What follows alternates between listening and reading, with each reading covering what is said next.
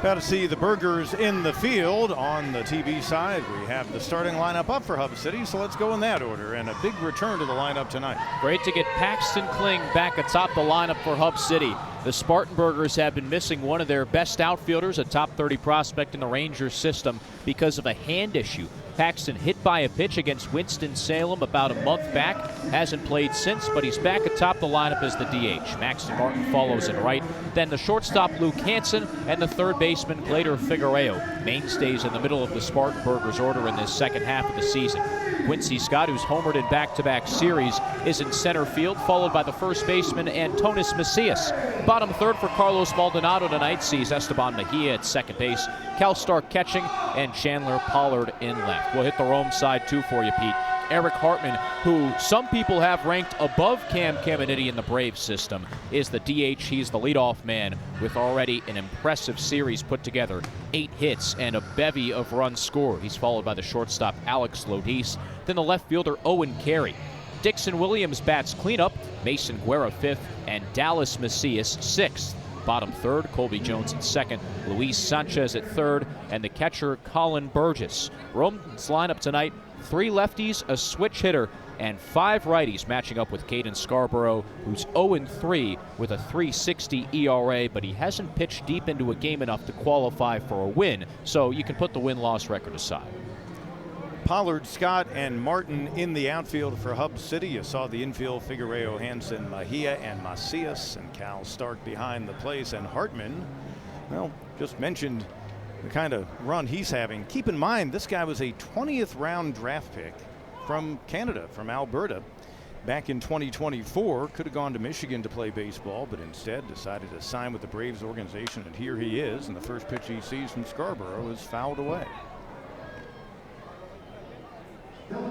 All right, Rome put a fast one on us. John Heel is batting first. Oh, John Heel is leading off. Yeah, so we got. I was looking down, and it still says on our official box score here on the computer that Hartman is to bat, but it is indeed number 7, Heel. He's out of Santo Domingo in the Dominican Republic. 241 hitter on the season. Infielder in the Braves organization. They signed him back in 2023. 1-1 the count, and the pitch to Heel stays outside. Cal Stark, the catcher, framing it. Burgers team trying to snap a skid and get things back in the right direction. They've dropped 4 in a row, lost 6 of their past 10. Came out of Greenville even up against the Drive, but Rome has been tough on them so far this week, going back to Tuesday night's rain-delayed opener. Slow roller left side. Hansen, the shortstop, up with it quickly. Fast man running, and he gets him by a step. Heel is retired. And it's out number 1 here in the top half of the first.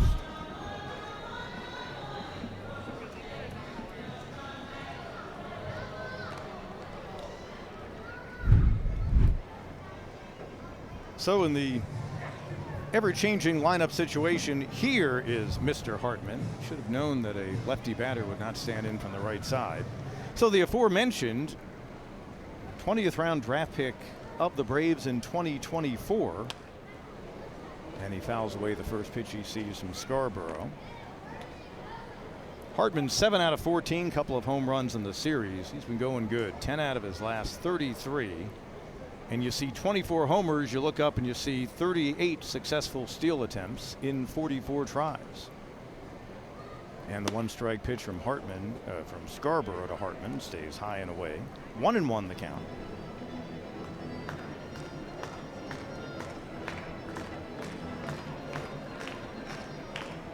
Hartman from St. Albury, Alberta, went to Holy Trinity High School. Swing and a miss, came off speed at 86 miles per hour. And Scarborough doing what his manager says has to happen. You got to keep this Rome team off balance. They're hunting fastball early on in the count. Got a hot hitter hitting 278 on the season coming in, and Scarborough delivers the pitch, and it stays low and in. Count evens at 2-2. Scarborough, his first start, first appearance against the Rome team this year. Went 4 1/3 innings last Saturday at Greenville. 3 hits, a run it was earned, 6 strikeouts, and a walk. Did not factor in the decision. Off speed again, called strike 3. 2 up and 2 down here in the Rome half of inning number 1. So trying to do what has been difficult, and that's retire Rome quickly in the top half of inning number 1. Heel the ground out. Hartman called out on strikes. And Scarborough set to deliver to the righty swinging. And fouling it away is Alex Lodis, power hitting shortstop. I have a feeling they had the lineup off by a man. They may have juggled things around, but Lodis in the 3-hole just joined their team, had been at Augusta after playing with them late last season. Former Florida State Seminole and North Florida Osprey fouls it away over the first base roof. And Scarborough heading the count 2 strikes to nothing.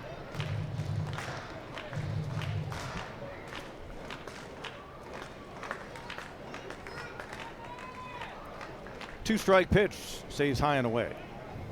1-2 the count on Lodis, originally from just outside of Jacksonville in St. Augustine, Florida.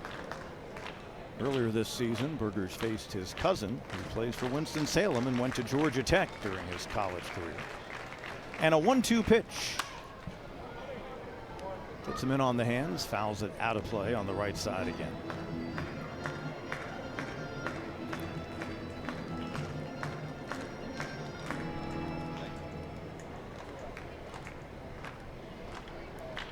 Lodis joined them from this series swings and gets a piece, fouls it away. Count remains 1-2 on the righty batter. Saw this guy play for Florida State against Clemson, and you could see the strength. 20 homers plus on the season, 21 of course, just coming up from Augusta. He's 5 out of 15 in this series. And the 1-2 pitch, off speed, swing and a miss. Couple of strikeouts for Scarborough. He hops off the mound. Good work in the top half of the first. Bottom of the first, Paxton Kling gets a nice hand from the crowd as he stands in to lead things off for the Burgers after Caden Scarborough got Rome in order. Kling out of action for the past month and a half. First pitch he sees from the lefty Cam Caminiti, a swing and a miss for strike 1. Big boost to the lineup and a righty bat as well to put in there against the lefty who gets ahead of him. 2 strikes and nothing. Swings and misses at a high fastball at 95 miles an hour. Youngest man on their roster, just 19 years old. And Caminiti, first round draft pick in 2024, originally from Scottsdale, Arizona. As we mentioned on our radio pregame show, his cousin Ken, a longtime major leaguer, had a brief stay with the big club in Atlanta, but made a name for himself primarily with Houston and San Diego. 0-2 pitch. Called, strike 3. Came in tight, caught the inside edge. Kling goes down looking, out number 1. Before Maxton Martin steps in, let's give you our 2 scoops of the game, presented by 2 Scoops Ice Cream, exclusive ice cream here at Fifth Third Park.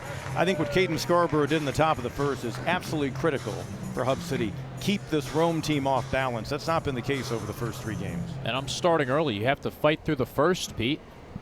First innings for the Burgers have been a big problem, falling behind 4-0 last night. 2-0 Wednesday, 3-0 Tuesday. The team has an ERA of 7 in first innings alone. So to get through that top of the first scoreless, especially with Heel back in the lineup, is a big plus.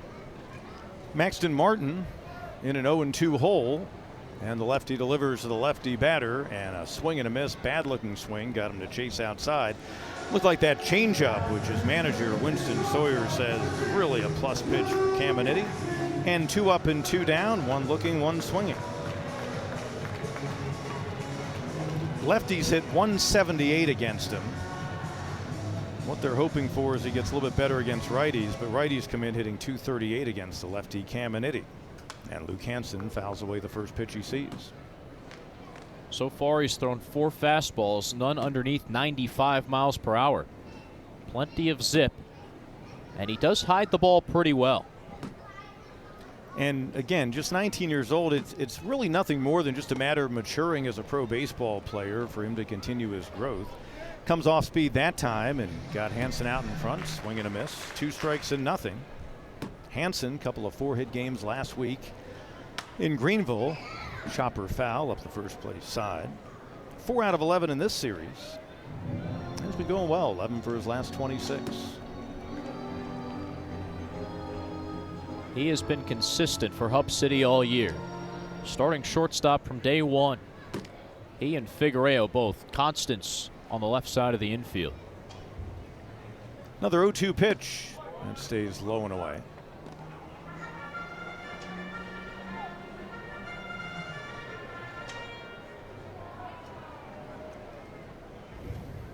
Hansen, former Virginia Cavalier, and he takes high and tight. 2-2 the count. Probably enjoyed his return to Fluor Field, as evidenced by the fact that he had a couple of 4-hit games, because you remember in an earlier trip there this season is where he really started to catch fire. And the pitch stays outside. Count goes full, 3-2.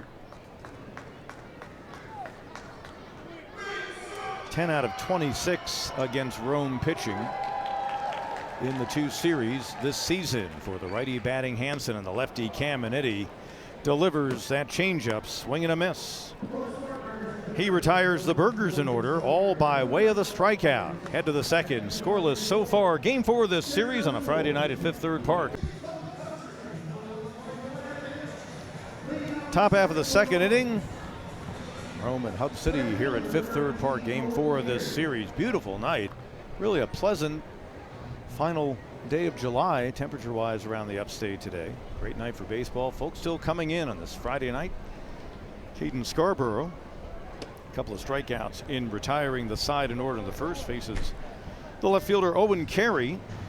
5 out of 12, 2 of those 5 hits home runs in this series. And the first pitch to him out of the zone for ball 1.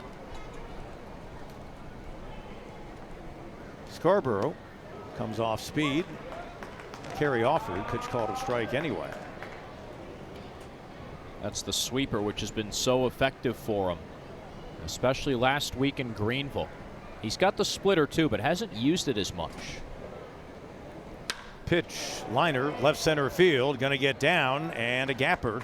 Cut off by the left fielder Pollard. Good hustle, but making the turn and sliding into second with a leadoff double is Owen Carey, starting things out here in inning number 2. 10th of the season for Carey. 22nd total extra base hit. Another young pup, 19 years old, and they've got him hitting cleanup. So a man in scoring position. Scarborough will be aware of that.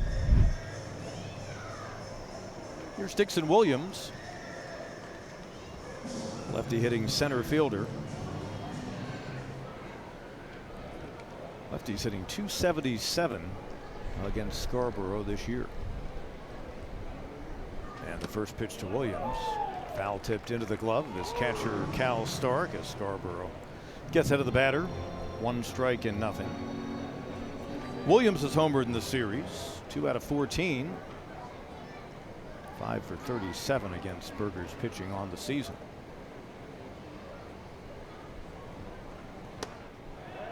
One strike pitch, delayed call by our home plate umpire Samuel Harris for strike 2.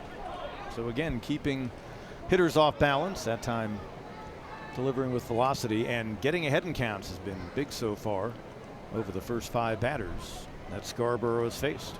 And Dixon Williams is not happy with home plate umpire Brady Parrish. Pitch bounced up there. Stark keeps it in front of him, so the runner Carey will stay put. Interestingly, Carey, the guy at second, who comes from New Hampshire. Before the game, I was asking their manager, Winston Sawyer, if Hartman, being a guy from Canada, if hockey was another sport that he was very competitive in. He actually says Carey is their hockey guy, and that makes sense coming from New England. But he played at a pretty high level growing up, but opted for baseball. Pitch, swing and a miss. Coming to chase high at 95 miles an hour. The last 3 outs recorded by Scarborough by way of the strikeout. It's 1 down here in the second. Couple parting shots from Dixon Williams as he goes down swinging.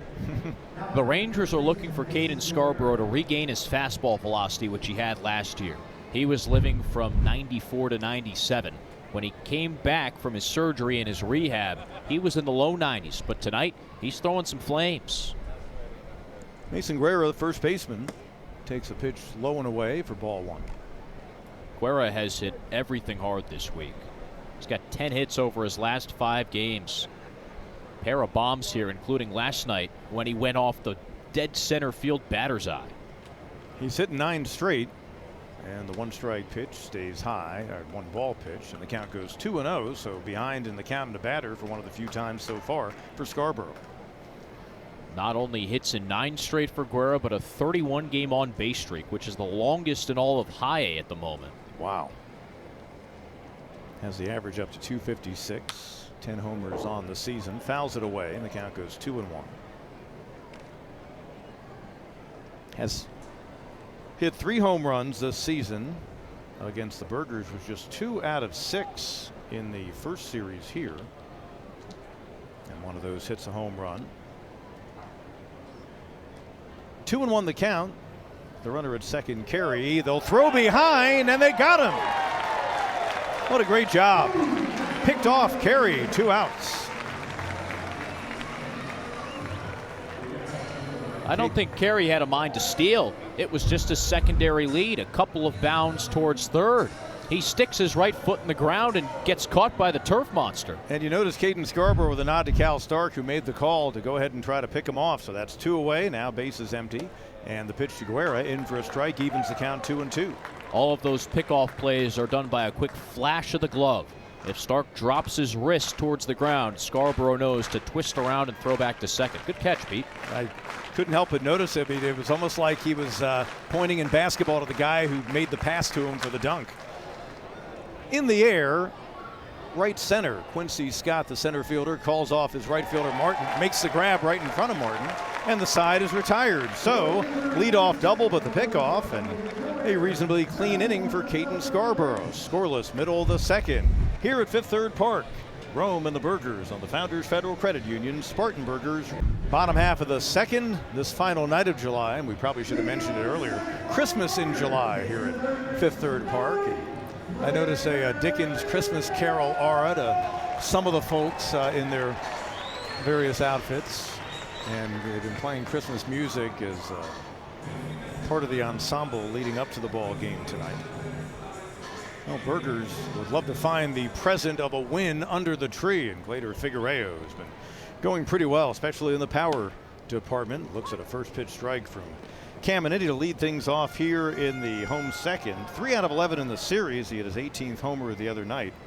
A couple of home runs against Rome this year for Figueroa, and a wave and a miss at an off-speed pitch, and he's in an 0-2 hole.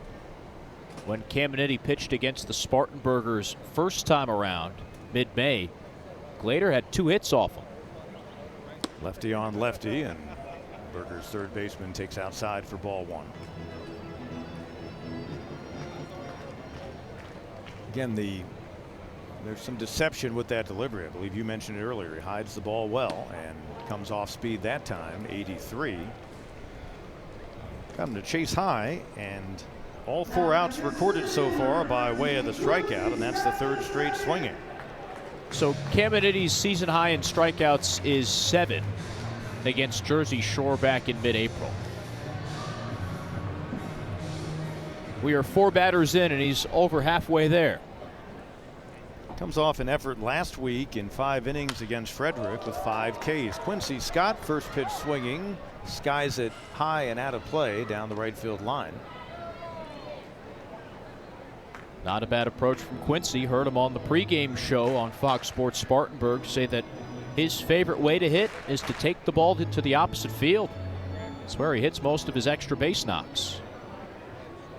Scott a homer in the 9th inning last night. Chops it too short, couple of hops, and up with it Lodis on to first for out number 2. First ball put in play by the Burgers so far. Thought it was interesting, Quincy Scott, in that really good radio interview you did with him on our pregame show, mentioned his dad was involved with U.S. Navy baseball when he was there in Southern California. Presumably he was stationed at the Navy base. And then there's a Mark McGuire connection to Quincy Scott. Yeah, Mark has worked with Quincy over a couple off seasons. Not a bad guy to teach how to hit if you're a righty batter. No, I think that guy knows what he's doing. Yep. Antonis Macias back in at first base. He was at the plate last night with the bases loaded, swings and misses off speed to fall in an 0-2 hole. Burgers had scored a couple in the ninth to whittle a 7-run deficit down to 3. He had a chance to extend the inning at a hard chopper to first to end the game, but you know he was frustrated after that. Give Hub City credit. They put up a fight after falling behind by 7 runs twice in that ball game Thursday evening as he fouls the pitch away. Put together good at-bats against Rome's bullpen. Piggyback starter Zach Royce gave up 2 hits per inning over 4 frames. Another 0-2 from Caminiti to Macias, and he fouls it off on a check swing right back up on the netting behind home plate. Boy, good Friday night turnout. A lot of folks out on the hill in left center field, just to the right of Chaser's Corner, and good crowd in the stands as well. Beautiful night, absolutely beautiful night for baseball in the middle of the summer. Chopper on the right side. The first baseman Guerra flips to the pitcher. Caminiti covering, had to reach down to grab it as he crossed the bag. Here at Fifth Third Park and on Channel 62, it's Spartanburgers Baseball, presented by Ingalls. Ingalls, low prices, love the savings. With Ian Unsworth, Pete Hannity with you. Top half of the third inning, scoreless game. Caden Scarborough to work on the bottom third of the Rome batting order. Dallas Macias has done some work in the series for the Rome team. 2 out of 8, and he takes the first pitch ball. And proud to be joined by Chris Breimer, Morgan Square Hospitality Group. He's the director of operations here in the booth. If you're not familiar with downtown Spartanburg, Morgan Square just kind of up the hill, a little bit of a ways from beyond left center field here, and the pitch delivers for a ball 2-0. But it really is a beautiful square in the middle of downtown, like so many towns and cities in South Carolina. Chris, I've seen it obviously grow in many ways. This ballpark kind of on the edge of Morgan Square, if you will, as this pitch is ripped high and deep to right. If it's fair, it's gone, and foul. Man, Macias ran into that one, almost at his 4th homer of the year. But just kind of over the years, talk about how downtown Spartanburg has changed and what role the Morgan Square Hospitality Group is playing in that.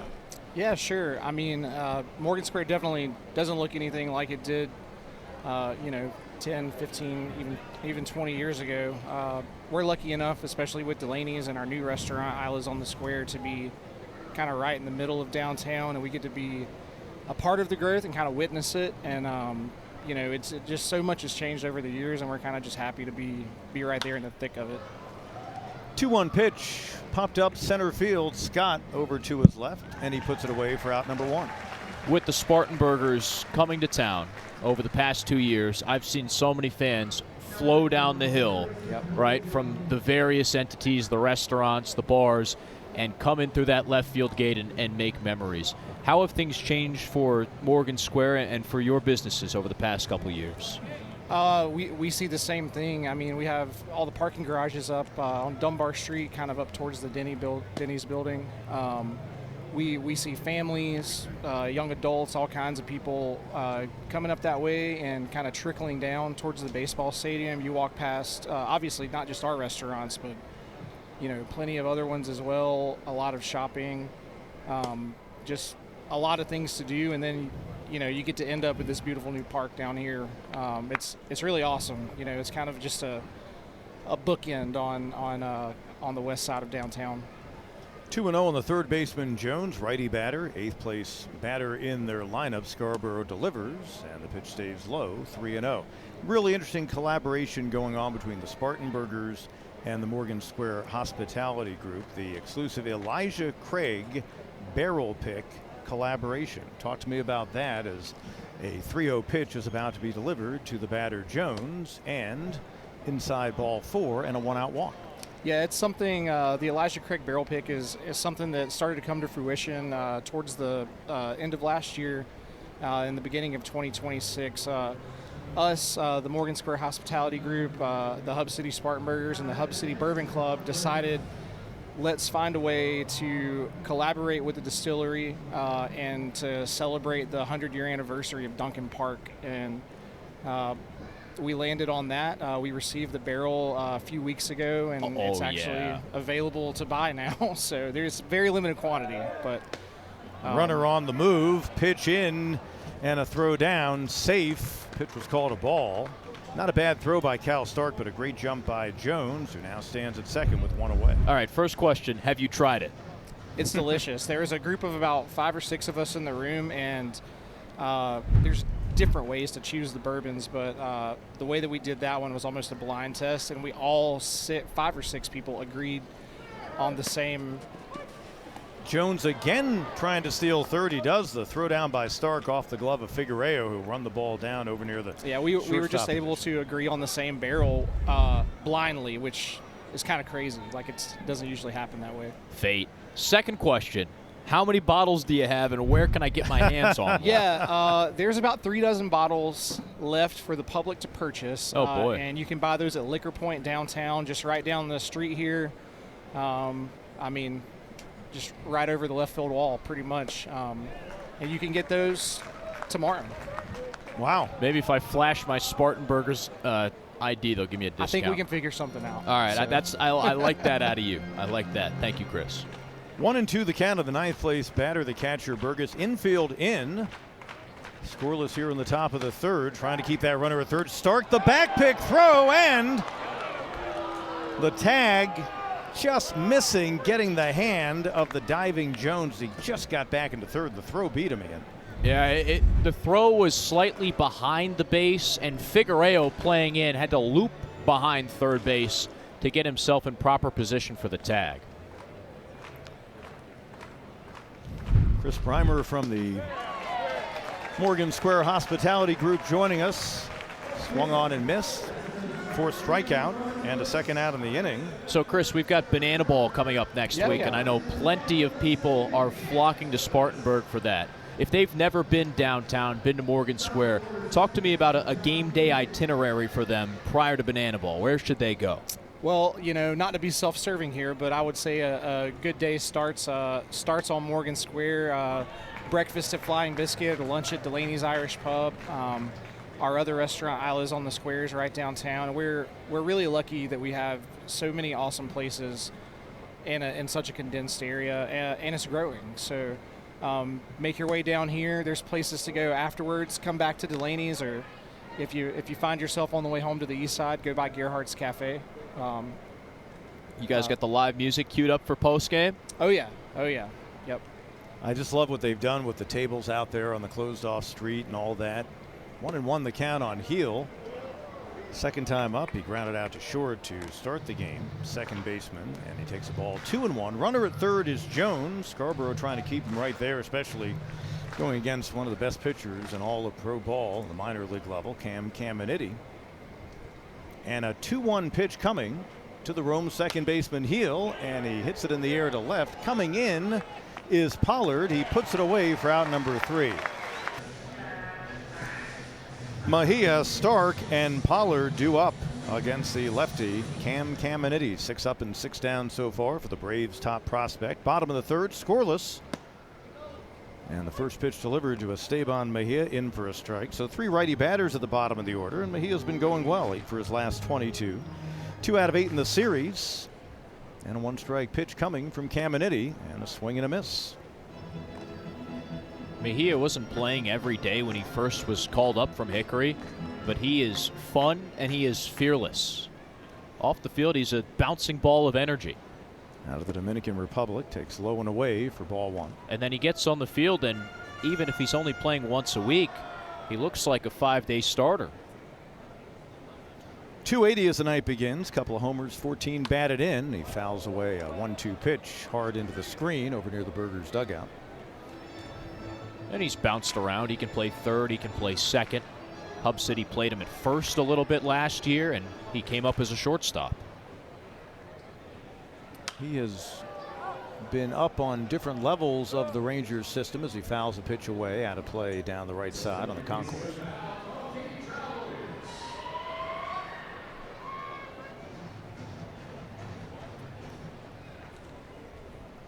Another 1-2 pitch from Caminiti, the left-hander, and a swing and a miss. Got him to chase that changeup. Ball gets away, so Burgess, the catcher, will throw down to first to complete a 5th strikeout for Caminiti as it's out number 1 here in the 3rd. So that was a slider down and in. He's been throwing it to both sides of the plate.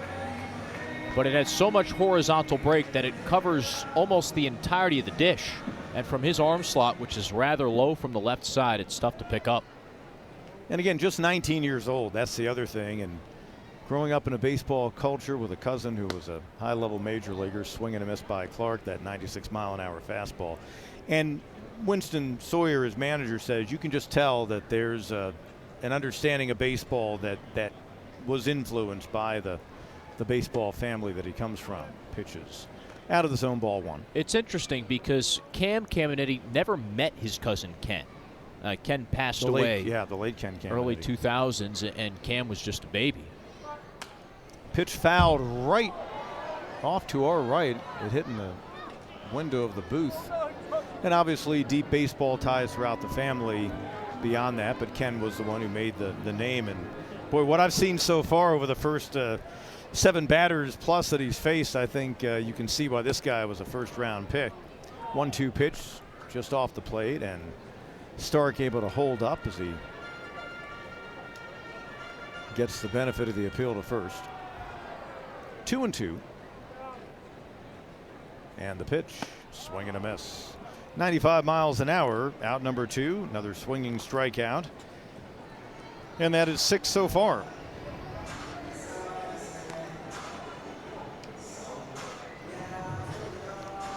Chandler Pollard seeing his first action in the series. Kennesaw, Georgia native, so a guy who no doubt grew up following the Braves. And the first pitch he sees from Caminiti takes for a strike. Caminiti out in Arizona was a two-way player in high school, center fielder. Swing and a miss, and he's in an 0-2 hole. Of course, a great hitter as well, but I think you see his athleticism come into play on the mound. It's a very smooth delivery. 6'2", 195-pounder, pitch fouled away. Count remains 0-2. Pollard 2 for 9 in the first series against Rome.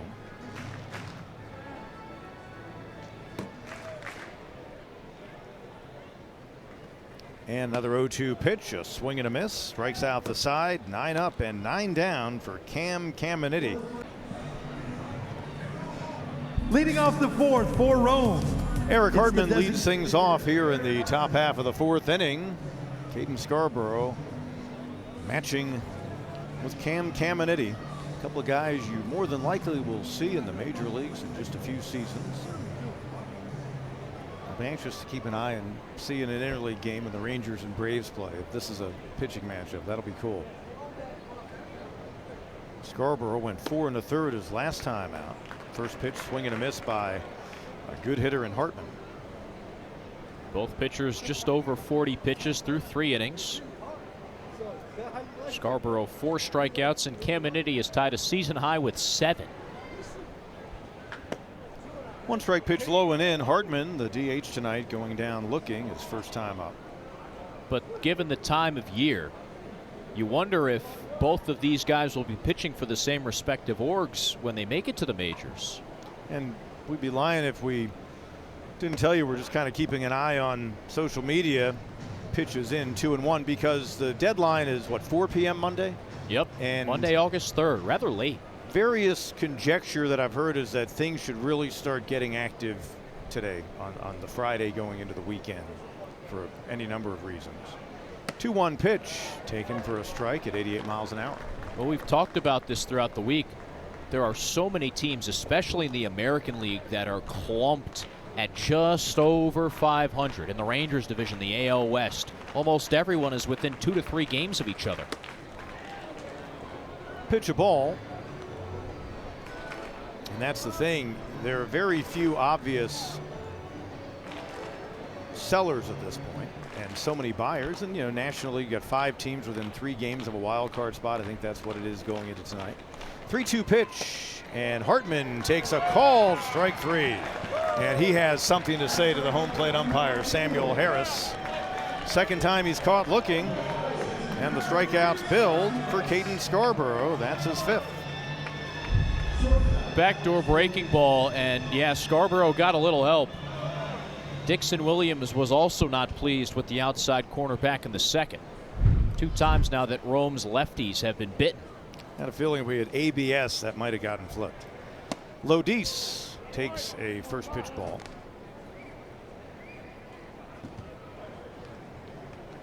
.313 batter, just came up this week, back up to Rome from Single A Augusta. So far this season, 21 homers, 61 batted in, and he plays shortstop.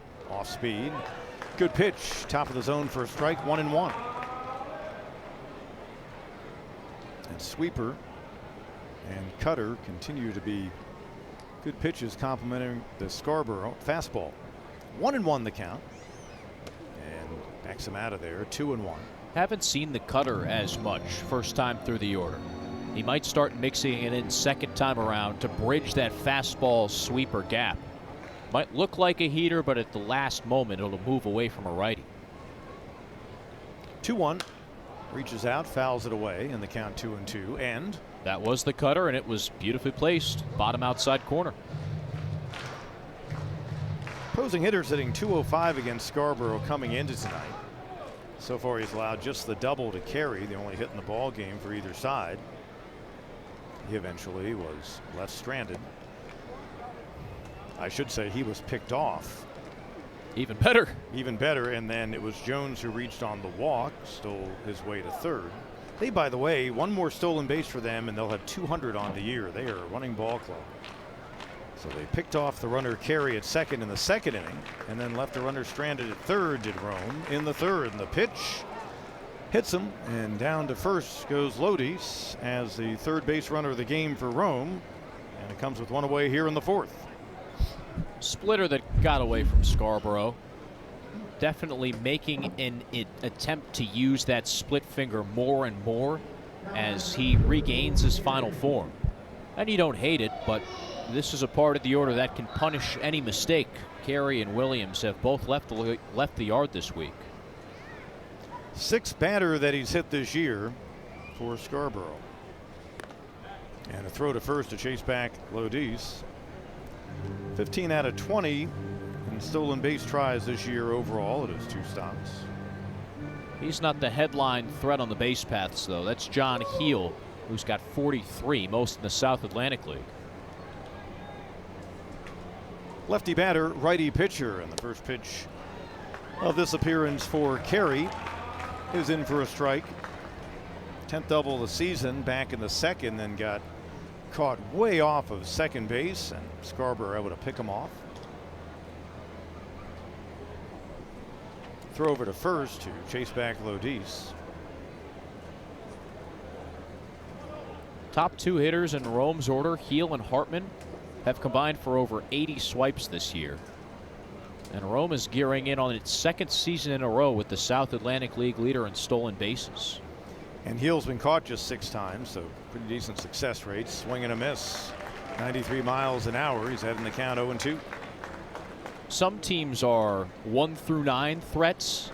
Rome, it's really just the top 4 to 5 guys in the order that will hit and dash.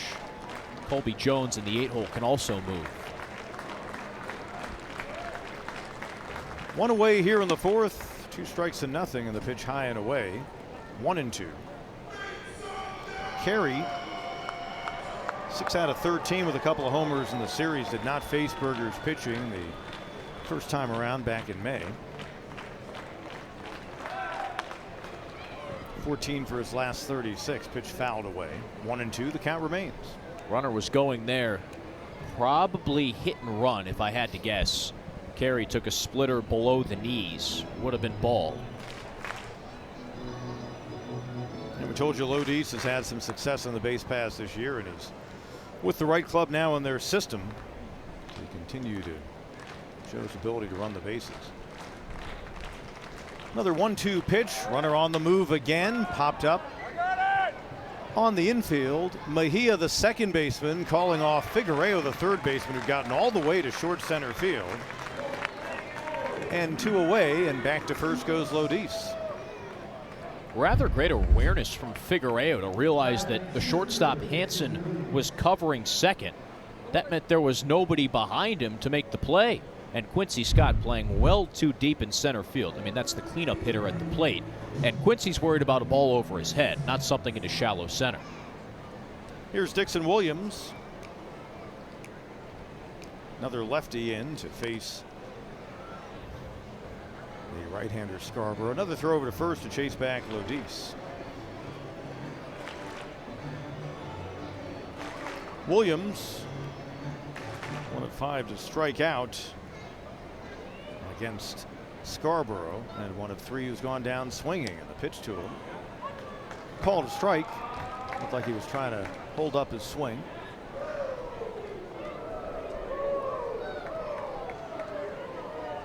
Scarborough trying to get through 4 innings unscored upon here in a scoreless game. 0-1 the count of the lefty batting Williams.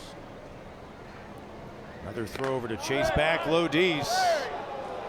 That was mighty close, but he got a hand in there for the tag by Macias.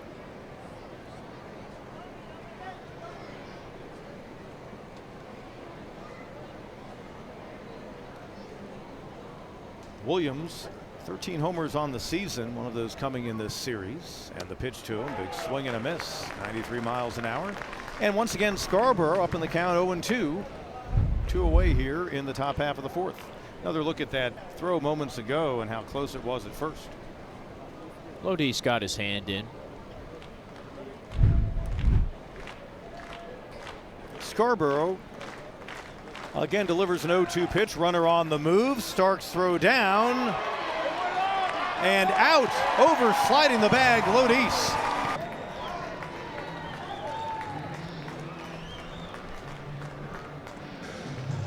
Nine up, 9 down for Cam Caminiti, top of the 4th. Paxton Kling returning to action for the first time in nearly 2 months, roughly a month and a half or so. DH tonight, and the righty batter takes the first pitch ball from the lefty Caminiti.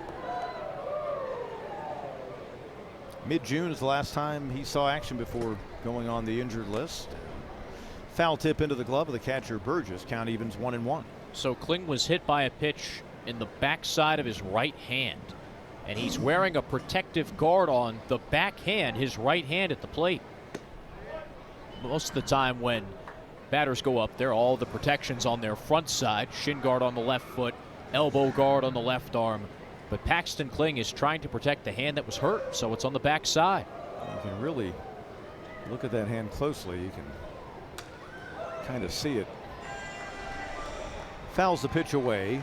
2-2 the count. Understand why he's wearing it, but I asked him, hey Paxton, how do you like hitting with it? He says it stinks. I don't want to wear it at all, but protection and safety comes first. Got to do what you got to do. It almost looks like one of those mini little donuts you put on a bat. You know, it's got that look to it. And the pitch sails beyond the glove of the catcher Burgess, back to the backstop. 3-2 the count. Leadoff man here in the 4th. So far, a season high, matching 7 strikeouts for the 19-year-old left-hander, #1 prospect in all of the Braves system via Major League Pipeline. First 3-ball count he's been in. And the payoff pitch fouled away again. And one of the things that's got to be part of his maturing process, as manager was telling me before the game, is become even better against righty batters. And again, right-handers, not like they've ruled him. They hit 238 coming in, but still needs to be better on the attack of guys like Kling. And another payoff pitch, and he was that time. Came off speed, gets a swing and a miss. 8th strikeout, new season high for Caminiti, and the second time he's gotten Kling on strikes.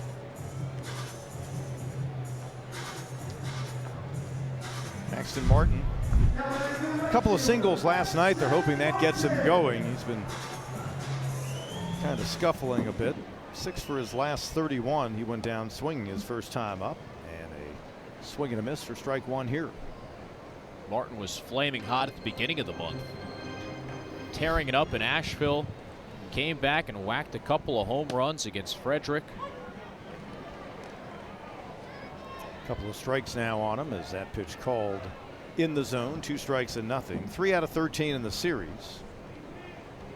6 out of 28 against Rome this year. And the 2 strikes pitch, bad looking swing as he got him to chase off speed. 9 strikeouts. 11 outs recorded, 9 by way of the strikeout. Luke Hansen, who went down swinging when Caminiti struck out the side of the opening inning.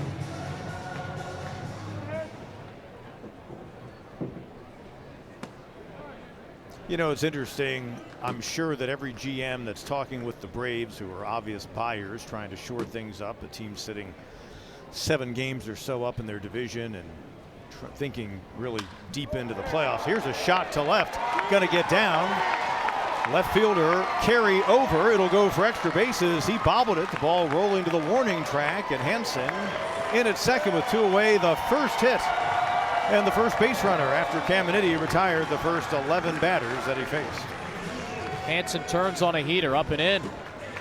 Caminiti hadn't made many mistakes tonight. Hadn't made any, in fact. But that's the first.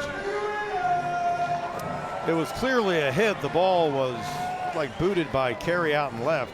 Don't know if that'll be ruled an error that allowed Hansen to get to second, but chances are he was going to have his 19th double of the year anyway, so we'll call it that for now. And a man in scoring position, Glader Figueroa, swinging and missing, off speed at 78 miles per hour. Caminiti right back to the big breaking ball. Even took a couple of miles off it. Figueroa went down swinging as one of the first 4 to be retired in the game. On strikes, he's in an 0-2 hole, another off-speed pitch. Anyway, I'm sure any GM that's selling and talking to the Braves says, well, what about Caminiti? Would you think about that? And just like the Pirates are telling people, no way on Seth Hernandez, and you would suppose the same ask about Scarborough, and the Rangers would give a flat no on him. But I think you have to ask off-speed pitch inside 1 and 2. Mariners are looking to sell off some of their big league starting pitchers because they've got 2 pitchers in Double-A, Arkansas, that have dominated everyone. 1-2 pitch, swing and a miss, got him to chase at 81 miles per hour. Second time that Figueroa goes down on strikes. All 3 outs in the inning recorded again by way of the strikeout by Caminiti.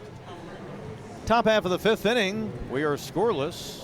Each team with a hit. 3 base runners so far for Rome. 2 of them have been cut down on the base paths and on channel 62. So good to have you watching, as well as on MILB TV and listening in on Fox Sports Radio. And our telecast on channel 62, presented by Ingles Markets. Ingles, low prices, love the savings. And Ruby Downs from Ingles Markets, kind of stop by and visit as the first pitch is fouled away by Dixon Williams, who was at the plate when Alex Lodis was thrown out by Cal Stark, attempting to steal to close out the top half of the 4th inning. Ruby, how you doing on this Christmas in July? I know. Here at Fifth Third Park, I suppose maybe you came in on your figurative sleigh. I did. I came in on the Ingles sleigh. Merry Christmas. Swinging bunt base hit for Williams. Little nubber on the third base side. Figueroa just couldn't get to it in time, so a leadoff man on. Second hit of the game for Rome. So here we are in the middle of cookout season, and at Ingles Markets, the USDA choice beef, I'm sure, has just been flying out of the refrigerated section and so forth, and getting to grills everywhere. Oh, yeah. It's grilling season, baby. And it's Christmas, so you want to make sure you do your full Christmas dinner out on the grill and make sure the family's all happy. And those steaks are ready to go. You know, I meant to mention this to Ian earlier, and it's aside the point, but there used to be a Major League professional catcher in the Reds organization named Steve Christmas. It would be really cool if he were on one of these coaching staffs right now. Anyway, I thought I'd throw that in. One. Since we're talking about Christmas in July. Throw over to first. Now runner on the move, and a throw bounce by Stark. Safe on the stolen base by Dixon Williams. That's his 24th of the year in 31 tries. And now a man in scoring position with nobody out here in the 5th for Rome. My mind is on a tri-tip and New York strip, not necessarily the various holidays of the year at the moment. Well, You're getting me hungry. I don't know. I seen Santa, and I think he needs to go to our bakery. I would think so. And at this time of the year, with all kinds of summertime gatherings, get a wonderful cake. 1-1 the count on the batter, Guerra, the first baseman, who flied out to Quincy Scott in center to end the 2nd inning. Mason Guerra, 7 out of 14, couple of home runs in the series. Comes in to the night hitting .286. Rome trying to strike first, as they have been like to do this week in the early stages of this series. And the throw behind the base runner to Mejia behind the bag at second, and back in easily is Williams. Here's an Ingles-related question for you. When's Beat Pete coming back? We're not too Defeat far Pete. away. Defeat Pete. Okay, when Pete. when is that coming back? That's during the basketball tournament in March. But before that, you've got our big game tailgate, which I look forward to as much as Defeat Pete. 1-1 pitch, and it stays low and away. Okay, so can we have a big game tailgate out of the Spartanburgers game? Can we practice for college football season here at Fifth Third Park? And to me, nothing describes the beauty and wonderment of an Ingles market, regardless of where we go on our different journeys on either the big game tailgate or Defeat Pete. 2-1 pitch stays inside, and 3-1 on Guerra. But each store does such a beautiful assortment of a variety of different wings. Ian, I mean, Ian, you should come along just as an auditor for us, because you got the wings. They put beautiful. All kinds of the kind of food you'd watch during a game, but then they roll out the chicken fingers. They've got the guacamole, which is second and on. Pitch off the glove of Stark, gets away. It's ball 4, but the runner at second will advance to third, so that'll put him on first and third. And now maybe discussion, did it perhaps catch a piece of the batter? No, it hit Sam Harris, the home plate umpire, on the left shoulder. Instead hit the home plate umpire, so his colleague will come in to make sure he's okay. Brady Parrish, the umpire in the field. So first and third now, and another threat here by Rome. But anyway, at the big game tailgate or Defeat Pete, you've got these fabulous chips and guacamole. They also usually bring out salsa. Yeah, we make our chips homemade. The wraps come out. They're fabulous, really good wraps. The different vegetable platters. And then they always have a cake for the theme. So if it's football, it's a football cake, either a football stadium or a field, as the umpires continue to chat, and Cal Stark, the Burgers catcher, and also the athletic trainer out there. And then for basketball, of course, they do a really cool either basketball court or a basketball. Yeah. And you don't have to tailgate just for football or basketball. We can tailgate for baseball, too. We can make it happen. Or stop by an Ingles market, get them to fix you a nice, maybe a fried chicken plate. Of course, virtually every Ingles you can go and just purchase a meal ready to go and bring it over here, maybe sit. You know what? Our subs. Pick up yourself a sub, get some chips, get your soda. You're all set for a nice little picnic with the family. Indeed. Yep. Or super just before easy. you come to the ballpark. They have the really nice area outside of the park where you can sit and just kind of relax before coming in. Yeah, there's a lot of people right over there on their blankets just relaxing. Family fun time. Looks like our home plate umpire will be able to continue, and Cal Stark, maybe as an added courtesy, will walk out and visit with Caden Scarborough. And we will also get a visit from the manager, Carlos Maldonado. So this generally means we will get a call to the bullpen, and we will. Ruby Downs from Ingles Markets joining us here in the top of the fifth. First and third, nobody out for Rome. We'll tell you about the new Burgers pitcher when we come back. Made his debut on his 24th birthday back on Tuesday after a 2-hour rain delay. And if you're watching on Channel 62, you can see 2 scoreless innings, 1 strikeout. He barely flinched against some of the best hitters in the Rome order. Well, he's going to face the 7th place batter and a lefty hitter in their lineup, Dallas Macias. Fly to center his first time up. Ruby Downs from Ingles Markets in the booth with us as well. And the first pitch to Macias, swing and a miss at 94 miles an hour. So not only a great time to get out to Ingles Markets, a lot of folks will be doing their weekend shopping. If they didn't do it today, they'll be doing it tomorrow. Great things to cook out and so forth, but also great community outreach by Ingles throughout the year as a 1-strike pitch stays high, 1-1. And again, back to school is a very big part of the Ingles quest to help in the community. Yeah, we just did our back to school Ingles Tools for School with Evelyn yesterday at our very new store in Fletcher. And it was very exciting, and we raised a lot of school supplies for the kids locally, and it's going to go well. I think a lot of kids are going to be really happy this school year. So a great effort by Ingles that does so many things throughout the year. And of course, we mentioned they're doing Christmas in July at the ballpark tonight, but during the holiday season in December, some wonderful outreach by Ingles to help folks just in so many ways. And that's a conversation for later on this year. Pitch is fouled away, and the count's now 1-2 on Macias. But here in the summertime, again, helping folks get the kids ready to head back to school. Right. A lot of kids need your help, and a lot of parents out there don't want to make their choice from paying their bills and rent and car payment and not get their kids school supplies. So we want to be able to help them as a community to come together to make sure the kids start the school year off right. Off-speed pitch stays high, 2-2. Munoz trying to keep that runner at third and keep this a scoreless game because Caminiti, the lefty, has been phenomenal so far for Rome. 2-2 pitch. That stays high and away. And count goes full, 3-2. So a second appearance in this series and for the Burgers for the Dominican Republic native, Luis Munoz. Payoff pitch instead of throw to first. That'll chase back the runner Guerra, who has attempted just 3 steals this year and has been successful in each of them. But we have seen an aggressive team be just that. Lodi's has, or I should say, Williams' stolen base earlier this inning was their 200th this season here through the end of July. Reaches out, pops it up right side of the infield. Mejia, edge of the outfield grass, takes a couple of steps in on the dirt. And he has it for out number 1. So what's your go-to when you're working your way through Ingalls, getting ready to cook out that weekend for your 2 wonderful sons and friends and family? Well, I stop at the deli first because my kids love the gorgonzola potato salad, so I have to get that.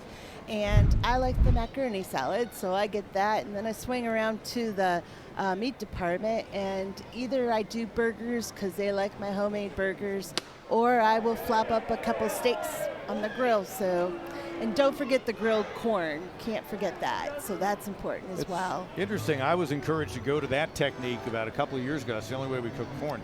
First pitch was a ball to the righty hitting Jones, their third baseman. Reached on a walk, was left stranded at third, back in the 3rd inning. And the pitch by Munoz stays inside. 2-0. First and third, just 1 away here in the top of the 5th in a scoreless game. Ian, do you do the grilled corn, put it in the aluminum foil, maybe throw some butter in there? I throw it straight on there. I want the char. Oh, you put it on, really? Yeah. And it works out. I mean, you've really got to mind it, though. You got to keep it away from the flame. Pitch. Well, you do have to put it in some boiling water a little bit to moisten it up, and then you put it on the grill. Because if you put it right on the grill, it won't cook properly. All right, I've got to admit, I've not done that. So, my gosh, we're learning things as we go here. And the 2-1 pitch that stays inside. There's a base open, counts 3-1, and the 9th place batter, Burgess. Their catcher and a righty batter is due up next with the right-hander Munoz on the mound in relief of Scarborough. And a 3-1 pitch that stays high, ball 4, and they're loaded. Been doing a lot of zucchini and a lot of asparagus recently as well. Yes. Mix up the grains. I agree. Asparagus is amazing on the grill. Now, do you use a charcoal grill or a gas grill? Apartments have gas, so Okay. I don't have space for a charcoal grill. No, I don't want to burn down a building at the Charles. That would be bad. Okay, you come to my house, I will charcoal for you. And we have charcoal at our house too. Yes, I love charcoal. I don't want a gas grill. I have one of each, but I tend to go towards charcoal a little bit more than I do the gas. Mason Milkey, pitching coach, making a visit, talking strategy. 1 away, top of the 5th, bases now loaded in a scoreless game. And our home plate umpire will take a walk out there. Samuel Harris looks to break it up. I think for me, the charcoal grill concept is all about, I want to be the one who creates the fire, because sometimes, you know, the charcoal's can be inconsistent. But it's like I feel like I can control the action from the start all the way through the process of cooking the meat, the vegetables. Right. Of course, in the produce department at Ingalls, you got the shish kebabs. Those are a lot of fun because you can do the beef or you. chicken, and right. they'll make. All you got to do is put them on the grill. And they'll probably combine the beef and the chicken. Exactly. On the shish kebab. Big batter here, Burgess, guy you want to get. Began the night hitting 178, went down swinging against Scarborough his first time up, but he takes ball 1.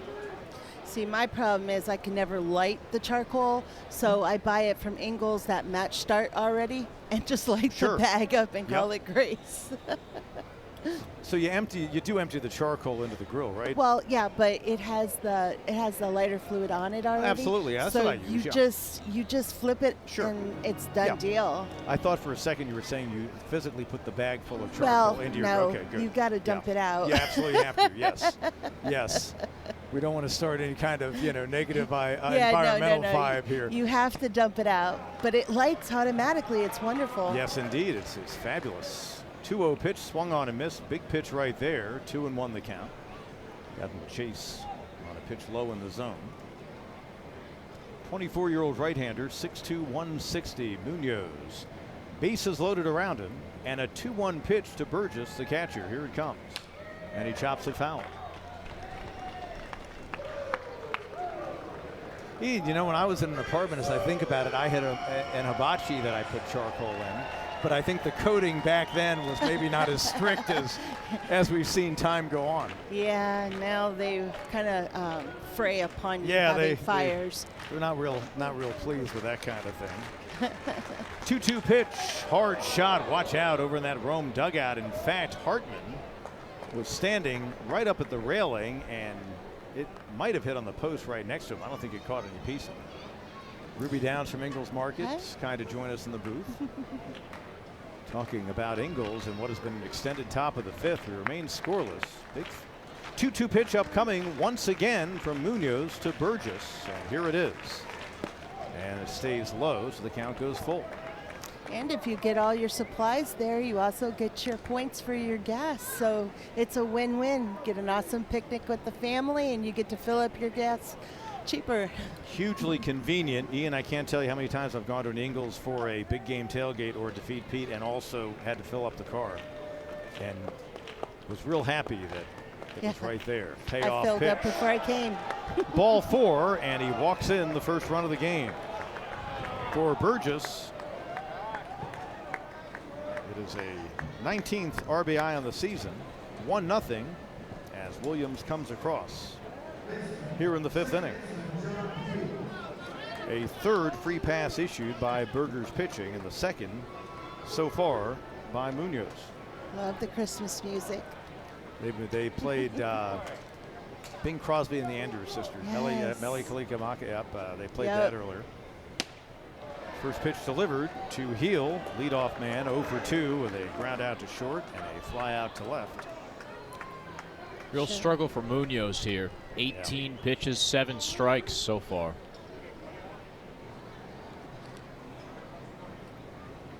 Heel 1 for 6 so far in the series, and the 1-ball pitch. In for a strike, 1-1. Almost everything is high or arm side.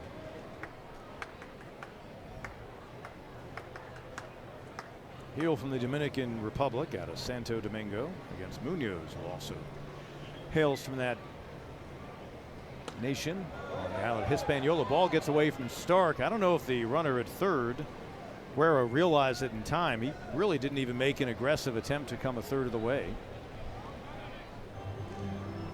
And so 2-1 the count on Heel. Again, the night hitting .241. 3 for his last 25. Long time for Caminiti to wait in Rome's dugout as well. That's a good point. Pitch, swing and a miss. Foul tip into the glove. 2-2 the count. So again, 2-2 on a batter, trying to put him away and get out number 2. Caminiti's been standing around there for about 20 to 25 minutes, just pacing back and forth, trying to stay loose. 2-2 pitch to the leadoff man, Heel. Chopper up the third base line, and Figueroa will wave it foul. No, fair ball. It looked like Figueroa touched it just after it had crossed the line, but instead it'll go as an infield single for Heel. The RBI makes it 2-0 as Guerra comes in from third. Well, I think if we had replay as a benefit that would tell us otherwise, we get a chance to look. With the benefit of our TV monitor, it looked like Figueroa caught it as it bounced up in foul territory after crossing over the line. That's a tough break. 44 batted in on the season now for Heel. It's a third hit in the game for Rome. Still just one away. Bases remain loaded, and a dangerous hitter, Hartman. 0 for 2 tonight, went down looking in each appearance against Scarborough, the starter. Ruby Downs from Ingalls Markets here in the booth with us in the top half of the 5th inning, which has seen Rome put up the first 2 runs of the game.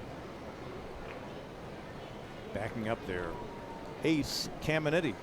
Munoz delivers a 1-0 pitch. Hartman, lefty batter, goes down to chase it, swing and a miss. Hartman 7 out of 16 in the series, 10 for his last 35. He's Atlanta's number 2 prospect. What a jump he's made.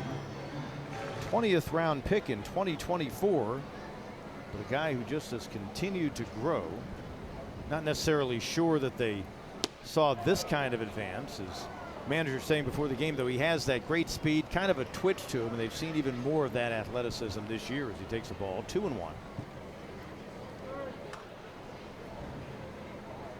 Has 3 homers in this park this season. It's something you got to keep in mind. Begins the night tied for the South Atlantic League lead. Chopper, though, to second. Throw to second for 1. Too fast, though, Hartman. No throw to first. Run comes across. 2 outs in the inning, but give Hartman a 64th run batted in on the year, and it's a 3-0 game. Fielder's choice RBI for the designated hitter. Feels like we are in for a game of tight margins, and the Spartanburgers right now are falling on the wrong side of those. 3 walks in the inning, 2 bouncing balls that have fallen in Rome's favor. Jones coming in. Lodi's shortstop takes the first pitch out of the zone for ball 1. Ruby, I'd be remiss if I didn't mention that Lodi's playing part of his college career at Florida State. Our colleague Melissa Lovell yes. has Florida State in her blood as well. Yes, she does. Lots of it. And the 1-ball pitch delivered 1-1. So again, as we head into the weekend, just think about that USDA prime choice beef at Ingalls Markets in the produce section. I'm already thinking about it, but what kind of great grilling can you do this weekend? No doubt about it. Stop by Ingalls. Throw to first, gets away from Macias, and that'll allow another run to score. And all the way to third goes the speedy Hartman. Macias finally running it down with his right fielder Martin over there in short right field. So it's a 4-0 game, and now Hartman at third with 2 away.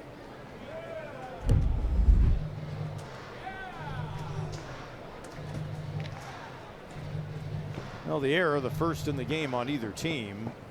Not sure if it'll go against Macias, the first baseman, or the pitcher Munoz on the throw. And the pitch, roller right side, and there is Macias, the first baseman, had to reach down with the glove hand as he was heading toward the line. Steps in the bag to retire the side.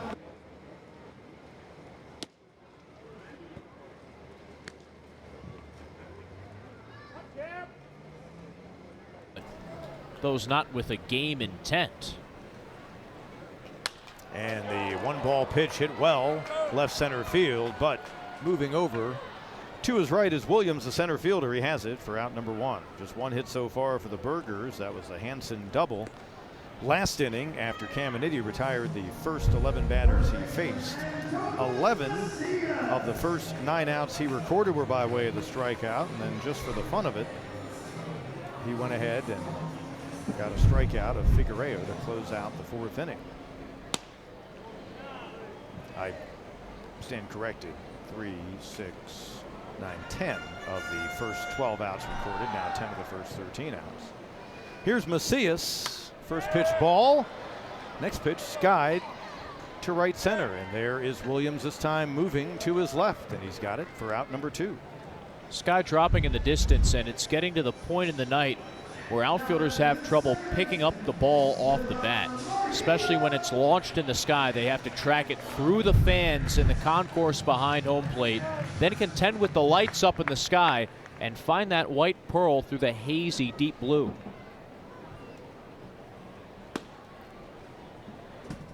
First pitch ball to Esteban Mejia. He went down swinging. That's one of the 10 to strike out, a season high for the 19-year-old. Chops it left side. Third baseman Jones. After fielding it, spins, high throw, but coming down to the bag, Guerra. Well, the Burgers dugout, they're hoping to bounce back from a 4-0 deficit. Kai Wynyard, third pitcher of the night, used by the Hub City team. Top half of the 6th inning. And to start things out for Rome, their left fielder Owen Carey. Wynyard delivering strike one.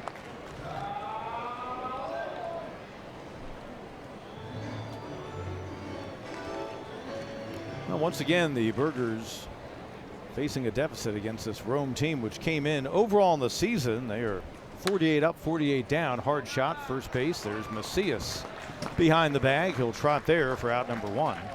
Second half, they've been okay, 15 and 17 coming in tonight. They're just ahead of the Burgers in the standings, sitting in 5th place, but 7.5 games out of first. They're 28 and 22 on the road as Rome, much better on the road. Yeah, their home park, Advent Health Stadium, is very much a pitcher-friendly park. There's a river behind the stadium. The wind constantly blows in. First pitch swinging and a foul at the plate by Dixon Williams. Got things started with a single in their 4-run 5th inning. Was the first to come across on the bases loaded walk to Burgess, the catcher.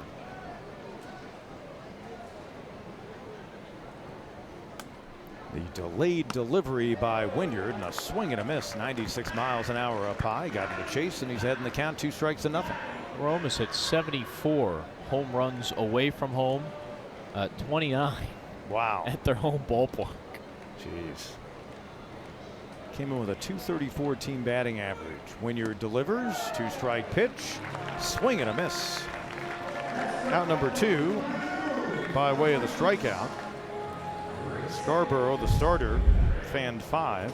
That's the first strikeout recorded by the Burgers bullpen tonight. Splitter from Wynyard that drops off the table. He's turned himself into Aussie Cueto this season, mixing up the delivery, pumping the leg, pausing midair. Here's the first baseman, Mason Guerra, and the first pitch he sees, swing and a miss. Johnny Cueto was a big trade deadline deal a while back. Remember that one? Giants or Reds? Was it the Reds? It was the Royals back in Royals. 2015. All the way back in 2015. Wow. Yeah, they made a push to the World Series. And it worked out. 2 strikes and nothing on the batter, Guerra. And Wynyard delivers. That stays outside.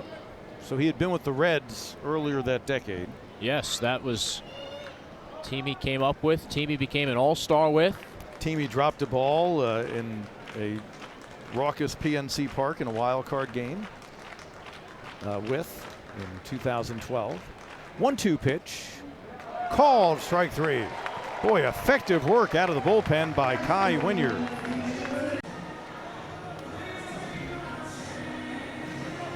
Burgers trying to get things going against the very tough left-hander Cam Caminiti. Bottom half of the 6th inning. Bottom 2 of the lineup. Cal Stark, the catcher, went down swinging his last time up. And the first pitch he sees here in the 6th is a ball. It was 2013 that Cueto dropped the ball. I think I may have said 2012. Swing and a miss. Good off-speed pitch. Not sure if that was a changeup or not, but he got the chase from the righty.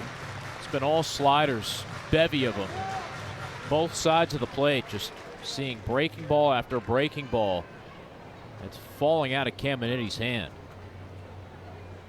1-1, gets ahead in the count 1-2 on a swing and a miss. And again, trying to continue to do good work against right-handed batters by the lefty, the 19-year-old and #1 prospect in the Braves organization. There's your changeup that time. And he did come with a change, and comes that time with a 94-mile-an-hour fastball right down Maine, swing and a miss. He's yet to reach the 70 pitch mark. His last time out, he went 5 innings last Saturday. No decision against Frederick. But as you had mentioned earlier, the Braves will tend to let their starters go pretty deep at this point in the year. 11 strikeouts in the game for Caminiti. Chandler Pollard, first pitch to him's the ball. Yeah, easily surpassing a career high of 9 from last year on low A. Caminiti's thrown 90 pitches multiple times this season. Showing bunt, pulling back, and taking ball 2, the speedy Chandler Pollard. He went down swinging the first time up. In fact, both Scott and Macias, they've had 2 plate appearances. They're the only 2 who have not gone down on strikes at least once against Caminiti, who delivers strike 1 to Pollard.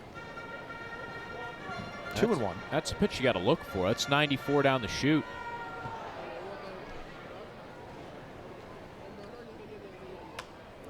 Pollard with a foul, and the count now even 2-2, trying to get on any way he can.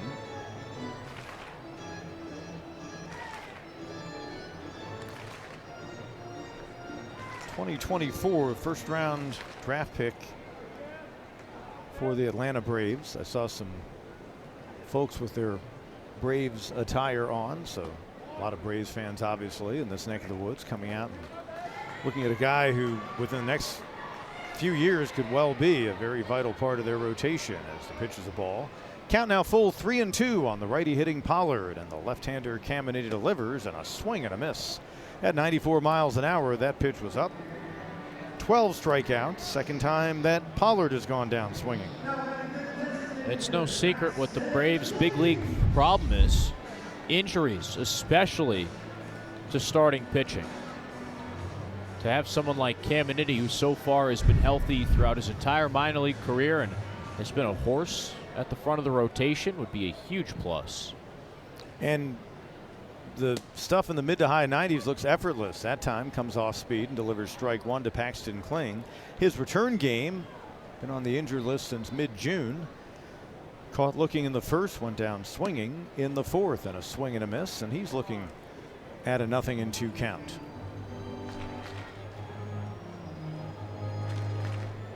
Kling in the leadoff spot, DH, and a swing and a miss.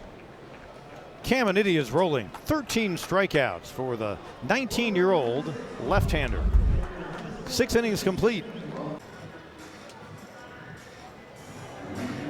Kai Wynyard on for a second inning of work as the Burgers try to hang in there.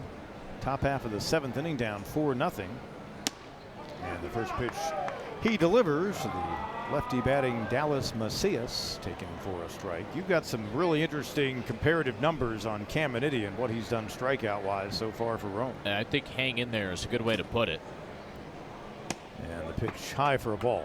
The problem is Caminiti is not going anywhere. 75 pitches, 20 off his season high. He's definitely got another inning in him. 1-1 the count of the lefty batting right fielder Macias, and the pitch hard shot foul up the first base side. So Caminiti is 1 strikeout away from tying the season high for any minor league pitcher. Jordan Woods did it in the Carolina League for the low A affiliate of the Royals, the Columbia Fireflies. Another lefty. 1-2 pitch from Wynyard, and a chopper up the middle. The shortstop Hansen gloves near the bag at second, throws to first. It's out number 1. So what you're telling me is in the state of South Carolina, you have the 2 highest strikeout totals in terms of relative to that. What you were mentioning about the pitcher for the Columbia Fireflies. Well, not anymore. He's in high A now. Yeah, he's obviously moved up. no reason to keep him there. No. He's playing in Quad Cities now, right on the Iowa border. A little bit more humid than even Columbia. Wynyard delivering strike 1 to Jones, the third baseman. But in case you're wondering, the most strikeouts in all of baseball this year, 15 by Jacob Mizorowski, Brewers ace. 1 strike pitch, and Jones takes low. And I'm not surprised Mizorowski, who's just tremendous, who I think they were obviously cautious. They held him back a little bit right around the All-Star break, but didn't appear that there were any worries beyond that. Pitch in for a strike. Mizorowski has thrown over 80 of the hardest 100 pitches in all of Major League Baseball this year. So he and Caminiti are getting it done in different ways. Mizorowski with straight fuel and Caminiti with his wipeout slider. 1-2 the count on the 8th place batter in the order. Hard shot up the middle into center field for a base hit. Just the 4th in the game, and making the turn and hustling is Jones, and a headfirst slide into second. Great hustle as the ball hit to slightly left center field. Quincy Scott hustled over the center fielder for the Burgers to get it, but boy, I'll tell you what, Jones never stopped running around first. Somewhat of a blind throw from Scott, who came up spinning after a backhand and had to dodge Chandler Pollard to get it in. 3rd time on base in the game for Jones. A couple of walks, now a single. When he reached for the first time back in the 3rd inning, he stole both 2nd and 3rd. Let's see if he's on the move. Gets a huge lead. And the first pitch to Burgess, the catcher, who walked in a run, the first of the game, back in their 4-run 5th inning, is a ball. So another man in scoring position. Burgess beginning the night hitting 178.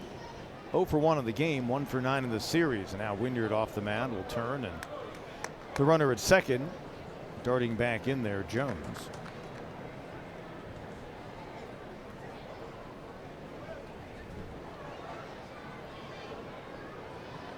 Wynyard, 1-0 pitch, throws behind, and they got him. Yet again, a man picked off in the game by the Burgers. Nice tag applied by the second baseman covering Mejia. Mejia had an opportunity to tag out Jones on the double, missed the baseball, but he and Wynyard make up for it. So now, bases clear, pitch fouled away by Burgess, 1-1 the count. Cal Stark immediately turning toward the home plate umpire, Samuel Harris, making sure he was okay. Earlier in the game, Harris took a ball off his shoulder and was shaken up momentarily. So 1-1 the count on Burgess. 7th inning here at Fifth Third Park, 4-0 lead for the Rome Emperors. They're trying to make it 4 wins in as many nights here in Spartanburg. And the pitch stays outside. Appeal to the umpire at first, no swing.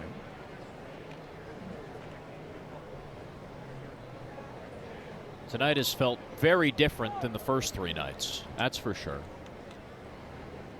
Yeah, early runs in the opening games of the series by Rome.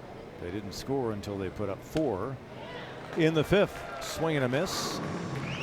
2-2 the count. Tonight has had that tense air of 2 high-profile guys on the mound. You know that the game will be won or lost with a swing of the bat here or there, and so far Rome's had those successful swings. And Wynyard delivers, and a swing and a miss. Burgess goes down swinging for a 2nd time. It's the 3rd strikeout in 2 innings of work for Kai Wynyard. A little bit of shouting going on after the fact.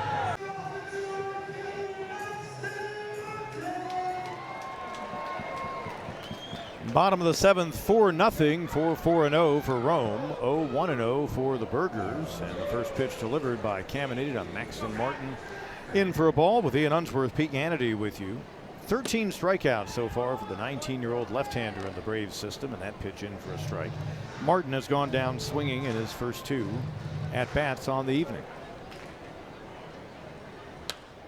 Pops it up, left side, short left, long run for the left fielder, diving try, carry, no. Ball bounds away. It'll allow Martin to head to second. He's there with a leadoff hit here in inning number 7. Just the 2nd hit of the game for Hub City. A soft looping side spinner. It carried away from Owen Carey. Maybe a little bit of help from the breeze. A slider down and in, and Martin scoops it inside out. You can see Carey's charging in at the last moment, banks off right. Not a great route. So Maxton Martin, couple of singles in the game last night, has his 4th hit in the series. And a man in scoring position for just the 2nd time tonight for Hub City.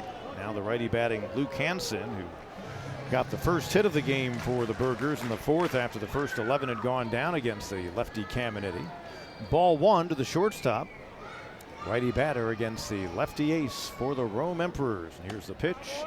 High and away, 2-0.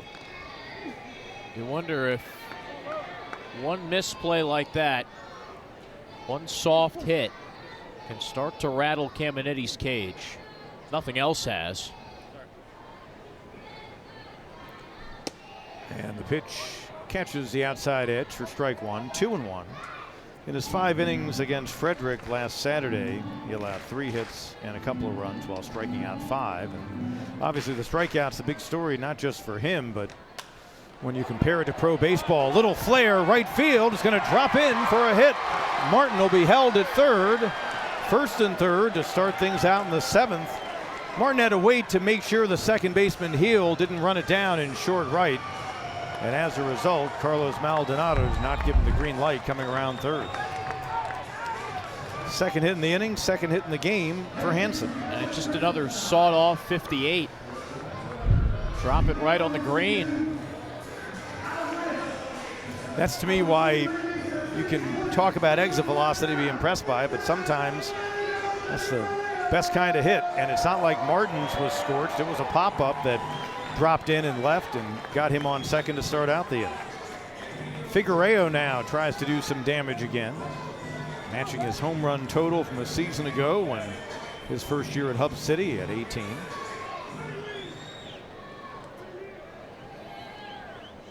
And the first pitch to him stays high. Looking out of the Rome bullpen, nothing happening. 1st and 3rd Burgers, nobody out to start the 7th. Down 4-0. 56 homers over the past 3 seasons for Figueroa, and he takes strike 1. He can change the tenor of this game with one cut. A couple of swinging strikeouts for the 3rd baseman. And the pitch. Try to go down and get that one. And he falls behind 1 and 2 on a swing and a miss. That's how Caminiti has kept him off balance. One fastball near the shoulders and then a bevy of breaking balls.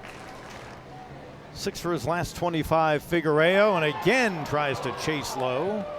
And a swing and a miss for the strikeout, number 14 for Caminiti. He builds on his career high, builds on a impressive run of strikeouts in the minors this year, and is getting close to the Miz. Now 1 strike off of the all levels of pro baseball single game strikeout mark for this season. Out number 1, runners stay at 1st and 3rd. Quincy Scott, and a swing and a miss. Ground out to short, fly out to center. One of 2 Burgers who has not been a strikeout victim of the lefty Caminiti tonight.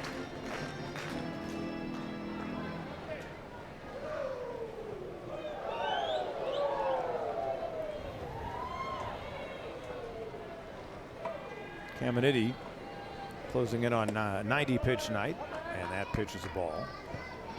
Maybe his last batter, or maybe Winston Sawyer leaves him out there. If Scott goes down, hopefully that Caminiti can finish the 7th.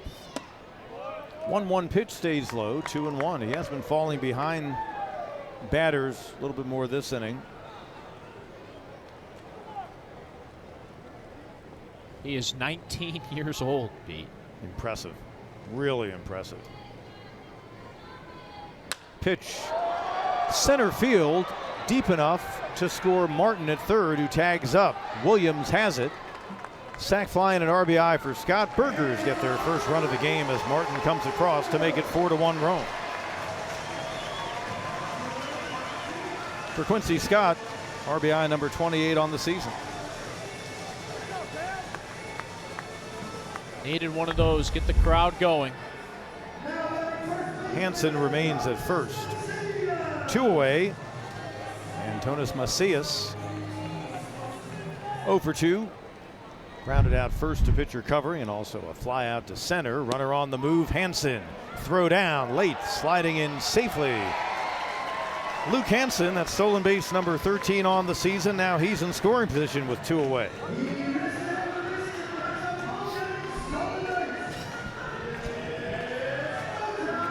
Pitch a ball to Macias. So far 3 hits in the series. Lefty batter, and the left-hander comes off speed. And a swing and a miss for strike 1. Slider again, it's always low.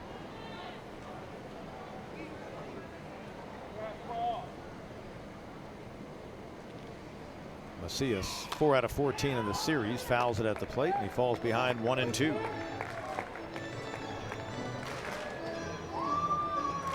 Lefty batter came in hitting .268 against lefties.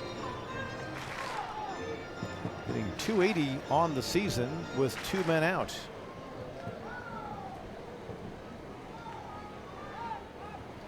He will ask for time and will step out of the box.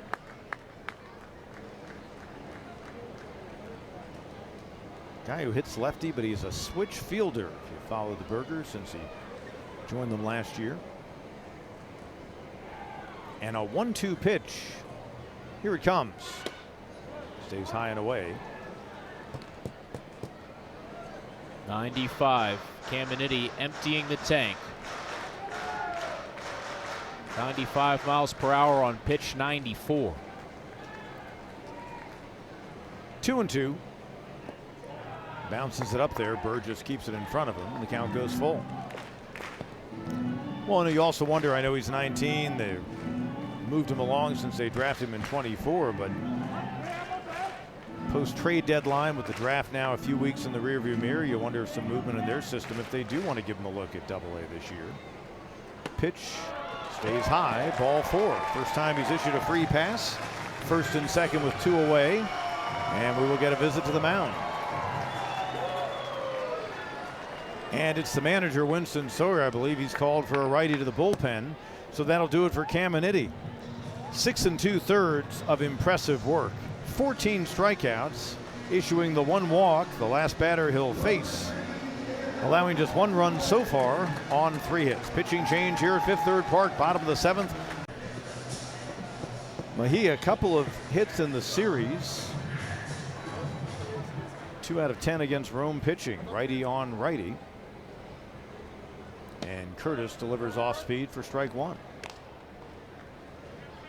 Fastball slider change for Matthew Curtis.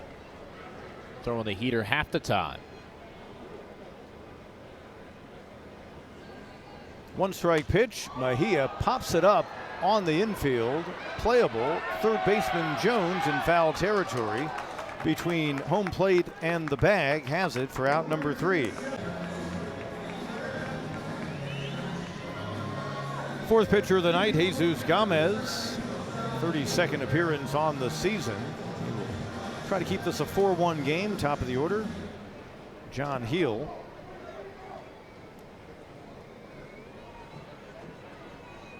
Contributed in that 4-run 5th inning for the Rome team. Drove home a run. First pitch to him fouled away. Not a big inning like Rome's other big innings this series. Bunch of walks. Little dribbler that Figueroa fielded that looked like he had fielded it in foul and did what you do. You're supposed to do to sweep it away once it gets over the line, but that was called fair. That allowed a run to score. There was a ball thrown away on a pickoff try at first that got a run in. Gomez delivers a 1-1 pitch, pop foul and out of play on the third base side. Ball bounces a different way, and maybe it's a 1-run game instead. But certainly can't play the what-if game.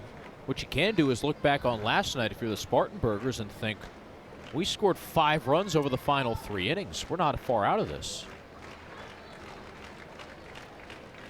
Here's a 1-2 pitch in the dirt. Appeal to first, no swing as Heel was able to hold up.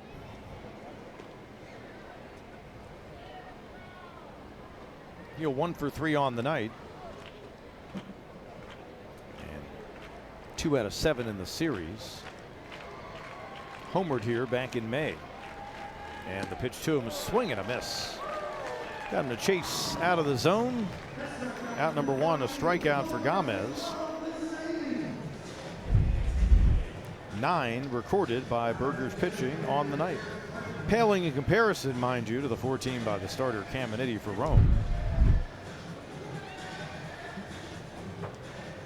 Eric Hartman, Fielder's Choice RBI in their 4-run 5th inning. On the top 10 in the league with 64 batted in. And the night with 24 home runs, tied with Johnny Severino of Greensboro for the South Atlantic League lead. And then you match that up with nearly 40 stolen bases, and they've got something in a guy they drafted in the 20th round. First pitch to him's a strike.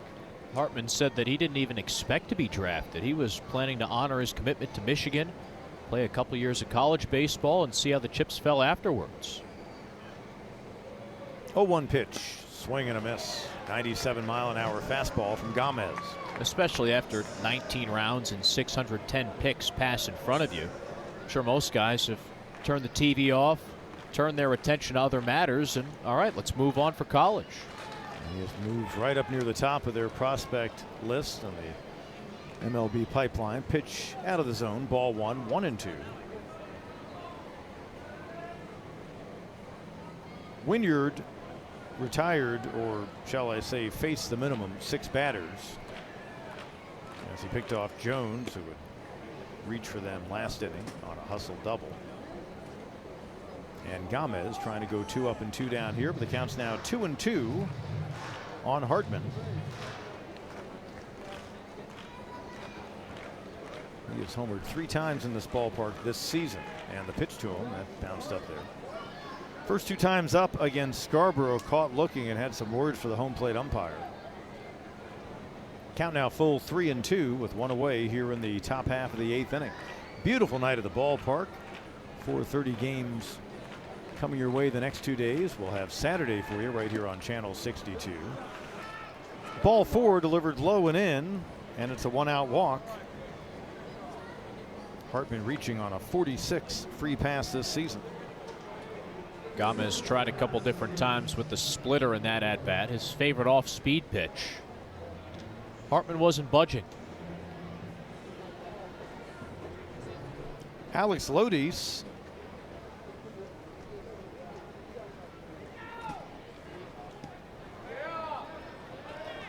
for 2 on the night. Ball gets away from Stark, and that'll allow the advance of Hartman on the ball 1 delivery to Lodies. Ball dribbled over toward the batter's circle on the third base side of the field. So now the very speedy Hartman stands at second. That could be a very important insurance run out there here in the top half of the 8th. Maybe he goes for third at some point. They've been aggressive on the base pass tonight, but they've also paid the price. Swing and a miss. 1-1 the count on Lodies, who's a big target in the right-handed batter's box. Stark will have to dodge around him and throw down.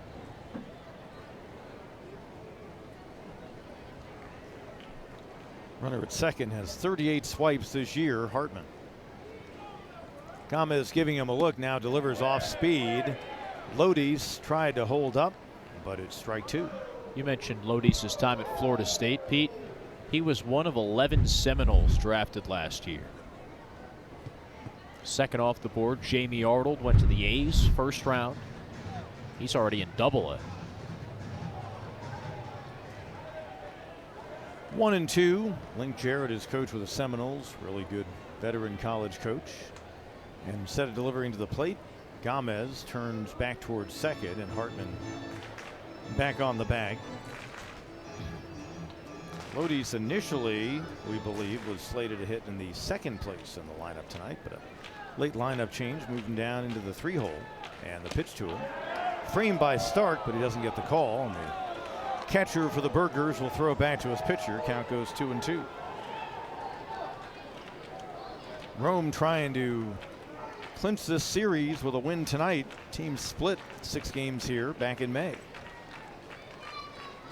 2-2 pitch. Gomez delivers to Lodi's. That stays low, and the count goes full.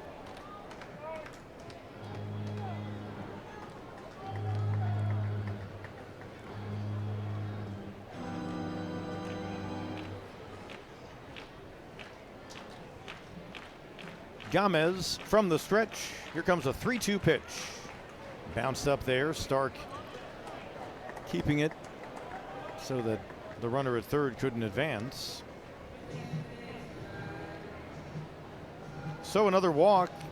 Back-to-back free passes issued by Gomez after the strikeout of Heel.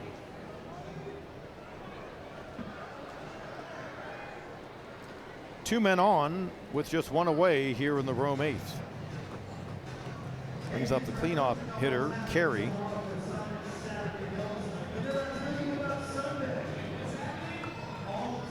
Owen Carey, the left fielder, 0-for-3 on the night. Mason Milkey, the pitching coach, out to have a conversation with Gomez.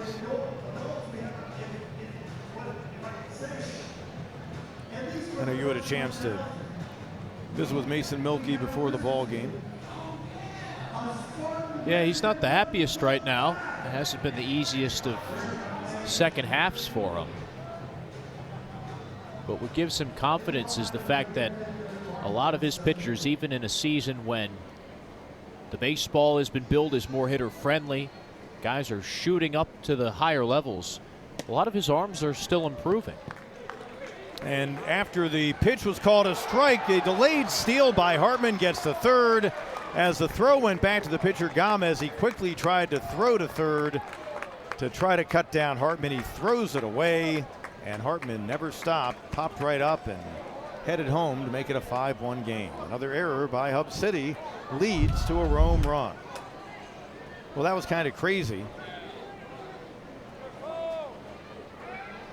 Hartman plays at a breakneck pace. 5-1 Rome. It'll be a second error in the ball game against the Burgers. And the count 0-1 on the lefty hitting Owen Carey. Down to second went Lodi, so he's in scoring position. Off-speed pitch, swing and a miss. Jesus Gomez has been highlighted as someone who's improved for the Spartanburgers. Only became a pitcher a couple years ago. Rangers signed him as an outfielder. Two strikes and nothing. More strikes this year than ever for him. And the pitch backs him out of there. Twisting out of the way was Carey. 1-2 the count. Dalton Pence, who is the Burgers opening day starter, is now 2 levels up. He's in AAA Round Rock. Wow. Aiden Curry also having a real resurgent season. Here's the pitch, fouled away.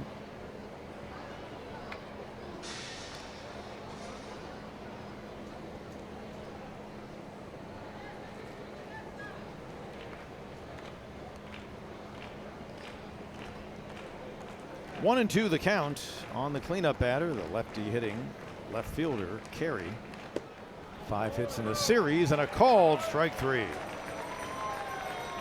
He has a look of frustration as he'll walk back to the dugout. Out number 2. Lodi's the runner at second with a run in here in the 8th inning. And from that angle, it looked like a pretty good pitch. Carey didn't say anything. Knows he got fooled. Not what you expect from Gomez as a lefty. Doesn't often throw the slider back door. Just 83 miles an hour. Another lefty batter. Here's Dixon Williams. First pitch swinging. In the air, short center, out the shortstop Hansen. Scott, his center fielder, calls him off. And charging in toward the infield, Quincy Scott puts it away to retire the side. But Rome getting an insurance run. Bottom half of the 8th, Curtis on for a second inning of work in relief of Caminiti for Rome. Caminiti in line to improve to 3-4 in the season. Caden Scarborough, very solid first 4 innings, ran into trouble in the 5th, and he's in line to fall to 0-4 unless Hub City can change the narrative here over the final couple of innings. Cal Stark went down swinging twice against the starter Caminiti, 3rd time up, and the first pitch he sees from Curtis inside for ball 1. Stark 0-for-5 in the series.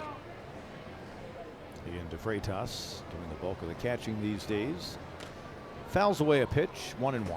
Burgers put Nerlin Montero on the development list to activate Paxton Kling today.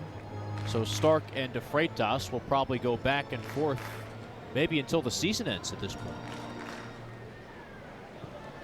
1-1. 8th place batter in the lineup. Backs out of a pitch inside. 2-1. Twisting away from that 83-mile-an-hour offering by Curtis. And the pitch fouled back over top of our booth.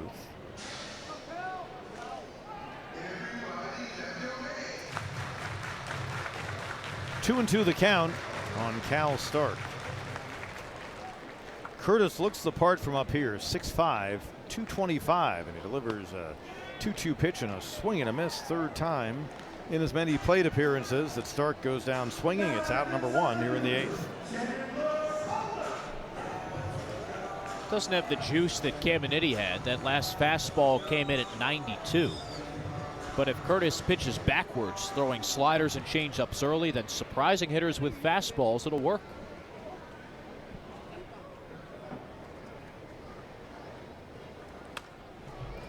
Chandler Pollard fouling away the first pitch that he sees. 1 strike on the left fielder. And the pitch stays outside, 1-1. So 14 strikeouts for the starter Caminiti. Pete, I wanted to get your thoughts on this. Pollard's a Georgia native. Rome is wearing the 1996 Atlanta Olympics uniforms. 1-1 pitch. That's a ball. 2-1. Do you think these accurately represent that time? No, I really don't. You know, they're wearing them, I think, because they won the first 3 games of the series in them. Here's the 2-1 pitch, swing and a miss. I'm trying to remember the 1996 Olympics, obviously marked by the tragedy in the Centennial Park. The USA baseball team went into that feeling really good about things. Played at the old Fulton County Stadium, even though what was to become Turner Field was built, and that was the track and field venue. Pitch fouled away, count stays 2-2. But it's not like when I immediately saw these uniforms in the first game of the series, you know, to watch the game, to do highlights for the news, that I thought, boy, that reminds me of the 90s. It's a unique look. I like it, though. 2-2 pitch. Fouled away again. Well, they're trying to pick up a 29th victory away from home this year. And on the season, they're chasing a 49th win. So all but 20 of their victories have come on the road. In the second half, they're trying to get back closer to 500. They began the night 15-17. 2-2 pitch, a called strike 3. Yet another strikeout by Rome pitching.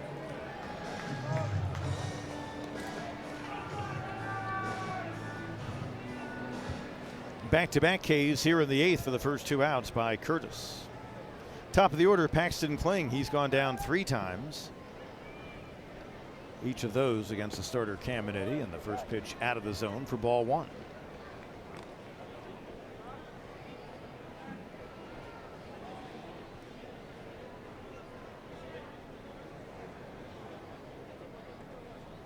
Curtis delivers, line drive, right field, and a base hit. Has to feel good for Paxton Kling, his first game back since mid-June. It's a 2-out base runner here in the 8th.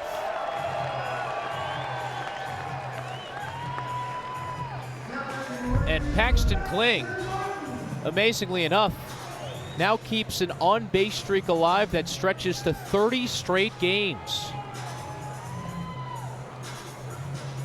And that is impressive stuff. There was a month-and-a-half gap in between it all, but he's at first. And Maxton Martin swinging and missing at an off-speed pitch for strike 1. So the on-base streak was extended back on June 14th because he got doinked in the hand. And now in what's potentially his last plate appearance of the night, we've got 30 games straight. Another off-speed pitch, another swing and a miss by Martin. Well, wearing that extra padding and so forth in his right hand, he was able to go the other way with the pitch by Curtis. 0-2. Kling on the move. Ball in the dirt and sliding in without drawing a throw at second base is Kling. Hand injury won't stop him from running. 1-2 the count on Martin, who's got a man in scoring position. Martin beginning the night hitting .229 with runners in scoring position. And the pitch, there's a line drive beyond the reach of Heel, the second baseman, into right. They'll wave Kling. Here comes the throw by Macias. He slides in safely. It's a 5-2 game. 2-out RBI single, Maxon Martin scoring Paxton Kling. There it is, that late life from the Spartanburgers offense, which we talked about. Certainly occurred a night ago against Rome's bullpen.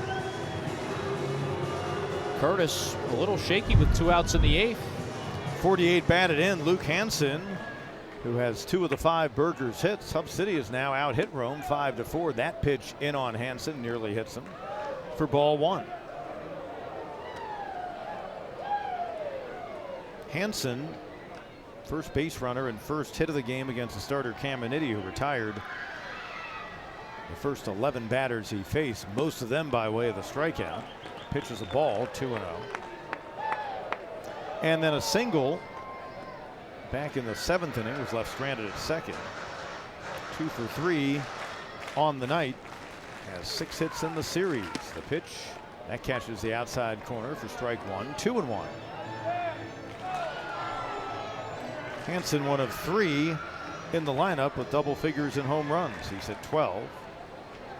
Martin's at 13. He stands at first, and Figueroa has at 18. Skied to right, long run for Macias. Makes the catch near the line to retire the side. Not sure if he was just inside of fair territory. Burgers, though, get a run on the Martin RBI single. They trail by 3 as we head to the 9th. Second appearance this week for Cole Rowland, the right-hander. Pitched an inning and a third on Wednesday night. Allowed a couple of hits and a couple of runs, including a homer. 5th pitcher used by the Burgers, following Scarborough, Munoz, Wynyard, and Gomez. 9th inning, a 5-2 lead for Rome. And the first pitch in for a strike to Guerrera. Mason Guerrera, the first baseman, 0 for 2 with a walk and a run scored. Burgers again will try to rally in the bottom of the 9th against Rome. And pitch high and tight for ball 2.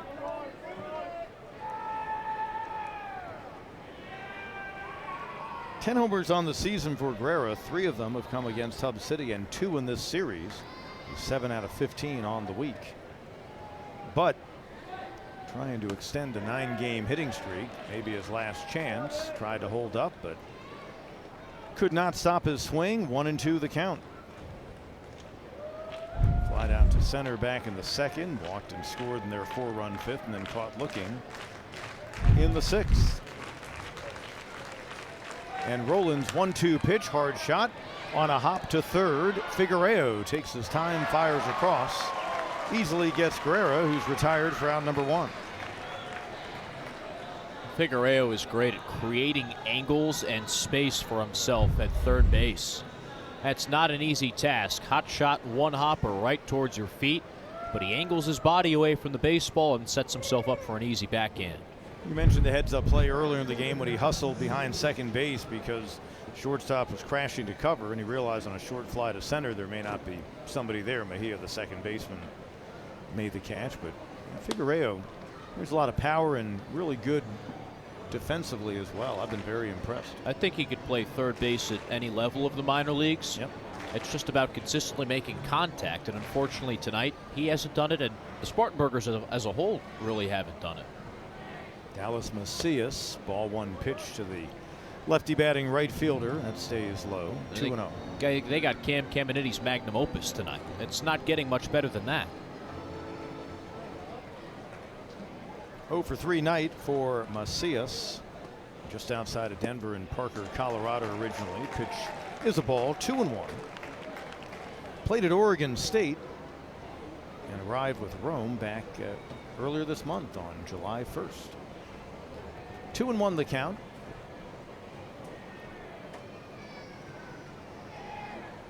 And the pitch stays low and in. Each team with a Macias, but no relation. Burgers and Tonis playing first base again tonight, is from Mexico originally. 3-1. And Roland delivers. And the pitch in tight for ball 4, a 1-out walk.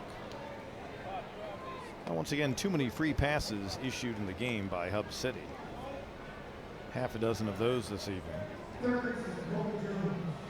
The 3 in the 5th really coming back to bite them. Yeah. Because all 3 of them scored. That's right. That's actually now 7 in the game.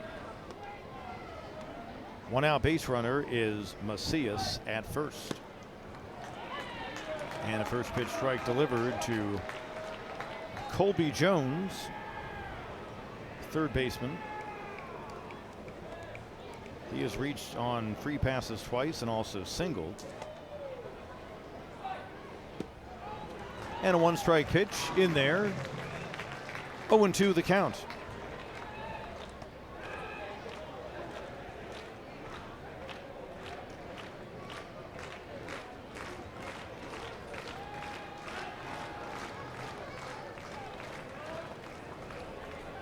Ball got loose out and left.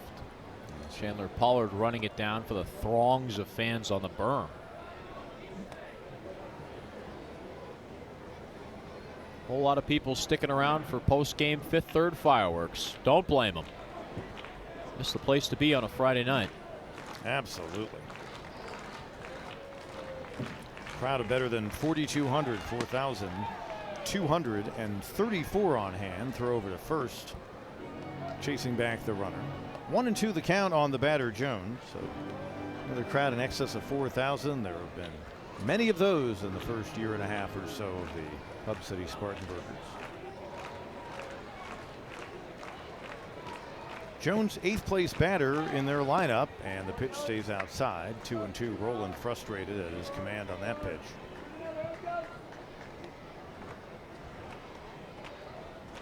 I trust the fire truck that's parked well beyond the bullpens in right field out on the street is there. Precautionary. But it's quaint that it has both green and red lights on this Christmas and July night on it. Throw back over to first to chase back the runner. So quite festive in theme.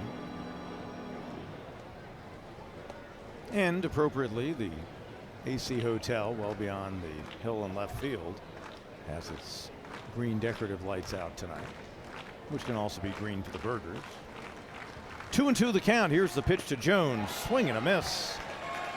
Ball is dropped by Stark, the catcher. No advance by the runner, and it's 2 away. Another Ingalls strikeout.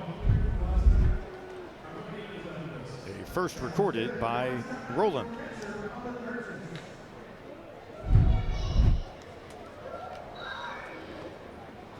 Two away. Here's the catcher Burgess, has a run batted in on a bases loaded walk, 1 of 3. Free passes issued by the Burgers in the 4-run Rome 5th inning. Another throw to first. Had the runner leading, but diving back in is the speedy Jones.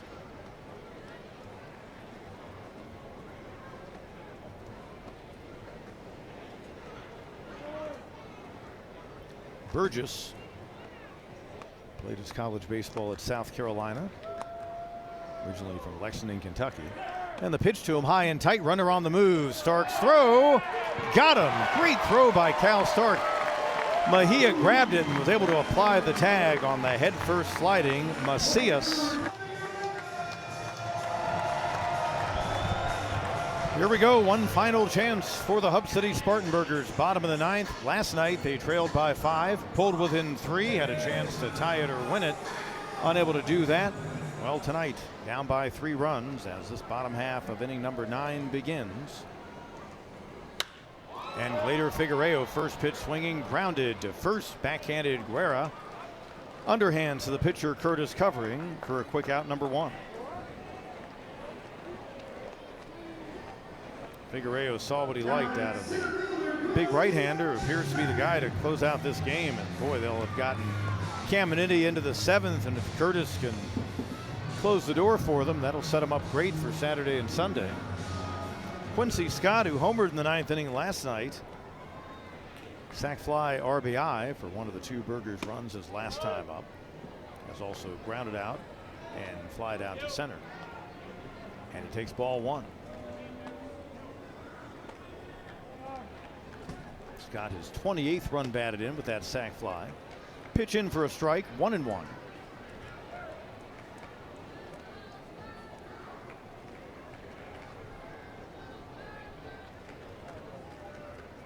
And Curtis delivers a 1-1 pitch.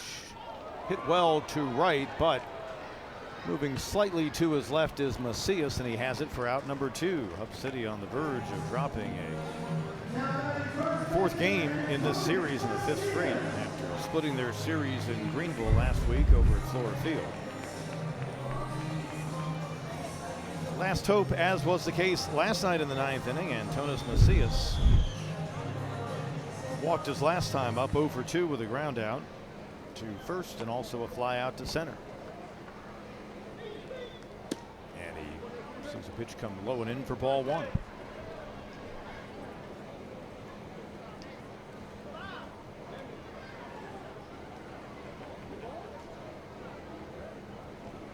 And a swing and a miss.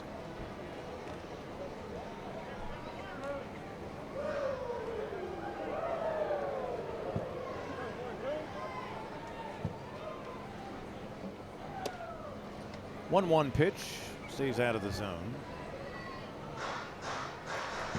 The starter Caminiti with that effort this evening. Impressive indeed, the 14 strikeouts, 6 2/3, 3 hits, just the 1 run. On his way to a 3rd win with Rome. Pitch a ball, 3-1 on Macias.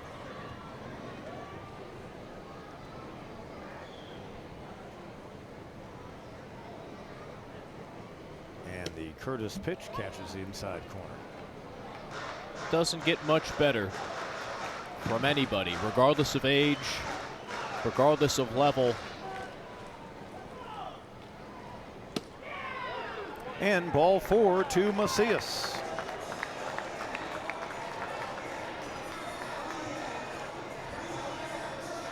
So a 2-out base runner.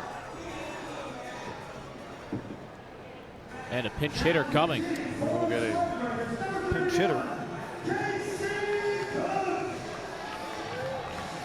So Mejia will be taken down. Burgers will go right on left here. Casey Cook, been seeing plenty of action since he was activated. With just 1 out of 11 in this series, that 1 hit, a home run.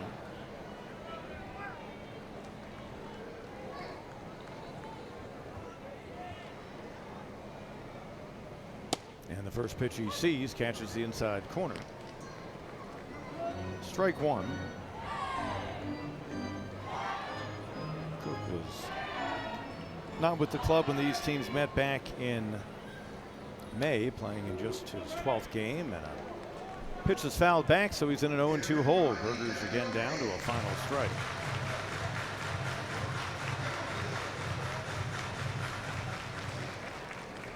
That kind of night for Hub City, which fell behind 4-0 in the 5th, and would have been a pitcher's duel to that point. Tried to whittle away, but down by 3 runs here in the bottom of the 9th. And an 0-2 pitch coming to the lefty hitting pinch hitter Cook. Macias on the move, pitch inside for a ball. They will not give him a stolen base, defensive indifference, but Macias now stands at second.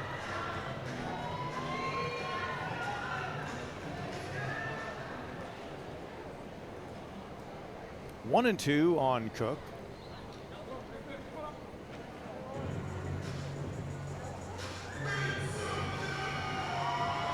Four for his last 30, so a hit here would do him wonders. And the 1-2 pitch fouled away.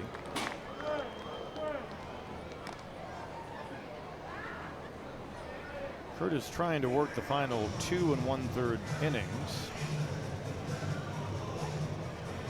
And I believe he would qualify for a save because his team was up by 3 and the tying run would have been on deck because there was a man on base when he came into the game.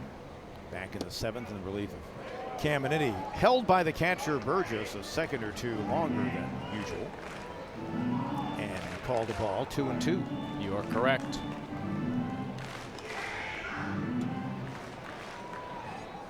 Two and two on Cook.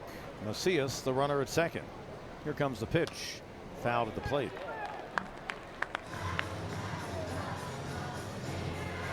And for Curtis, it would be a first save on the year.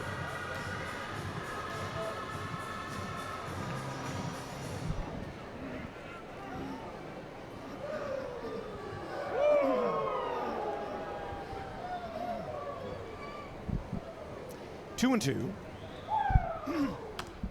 Fouled away again at the plate.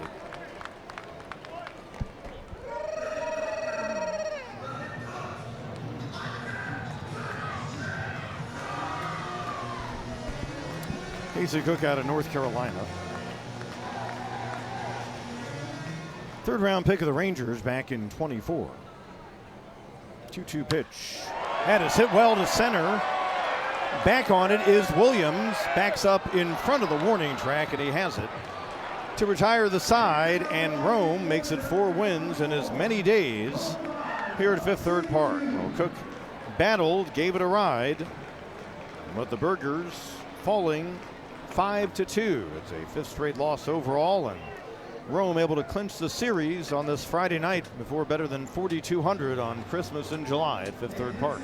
Emperors now over 500, 49-48. 16th win of the second half because of 14 strikeouts and a fantastic Cam Caminiti start. The win for Caminiti, he goes to 3-4, a first save on the year for Curtis. Caden Scarborough, who pitched well in the middle of this game, falls to 0-4 for Hub City. Well, a win by the Emperors, a 5-2 final on the TV side will say so long. We thank our wonderful sponsor, Ingles Markets. Ingles, low prices, love the savings. Their sponsorship of Spartanburgers baseball presented by Ingles. For Ian Unsworth, Pete Kennedy.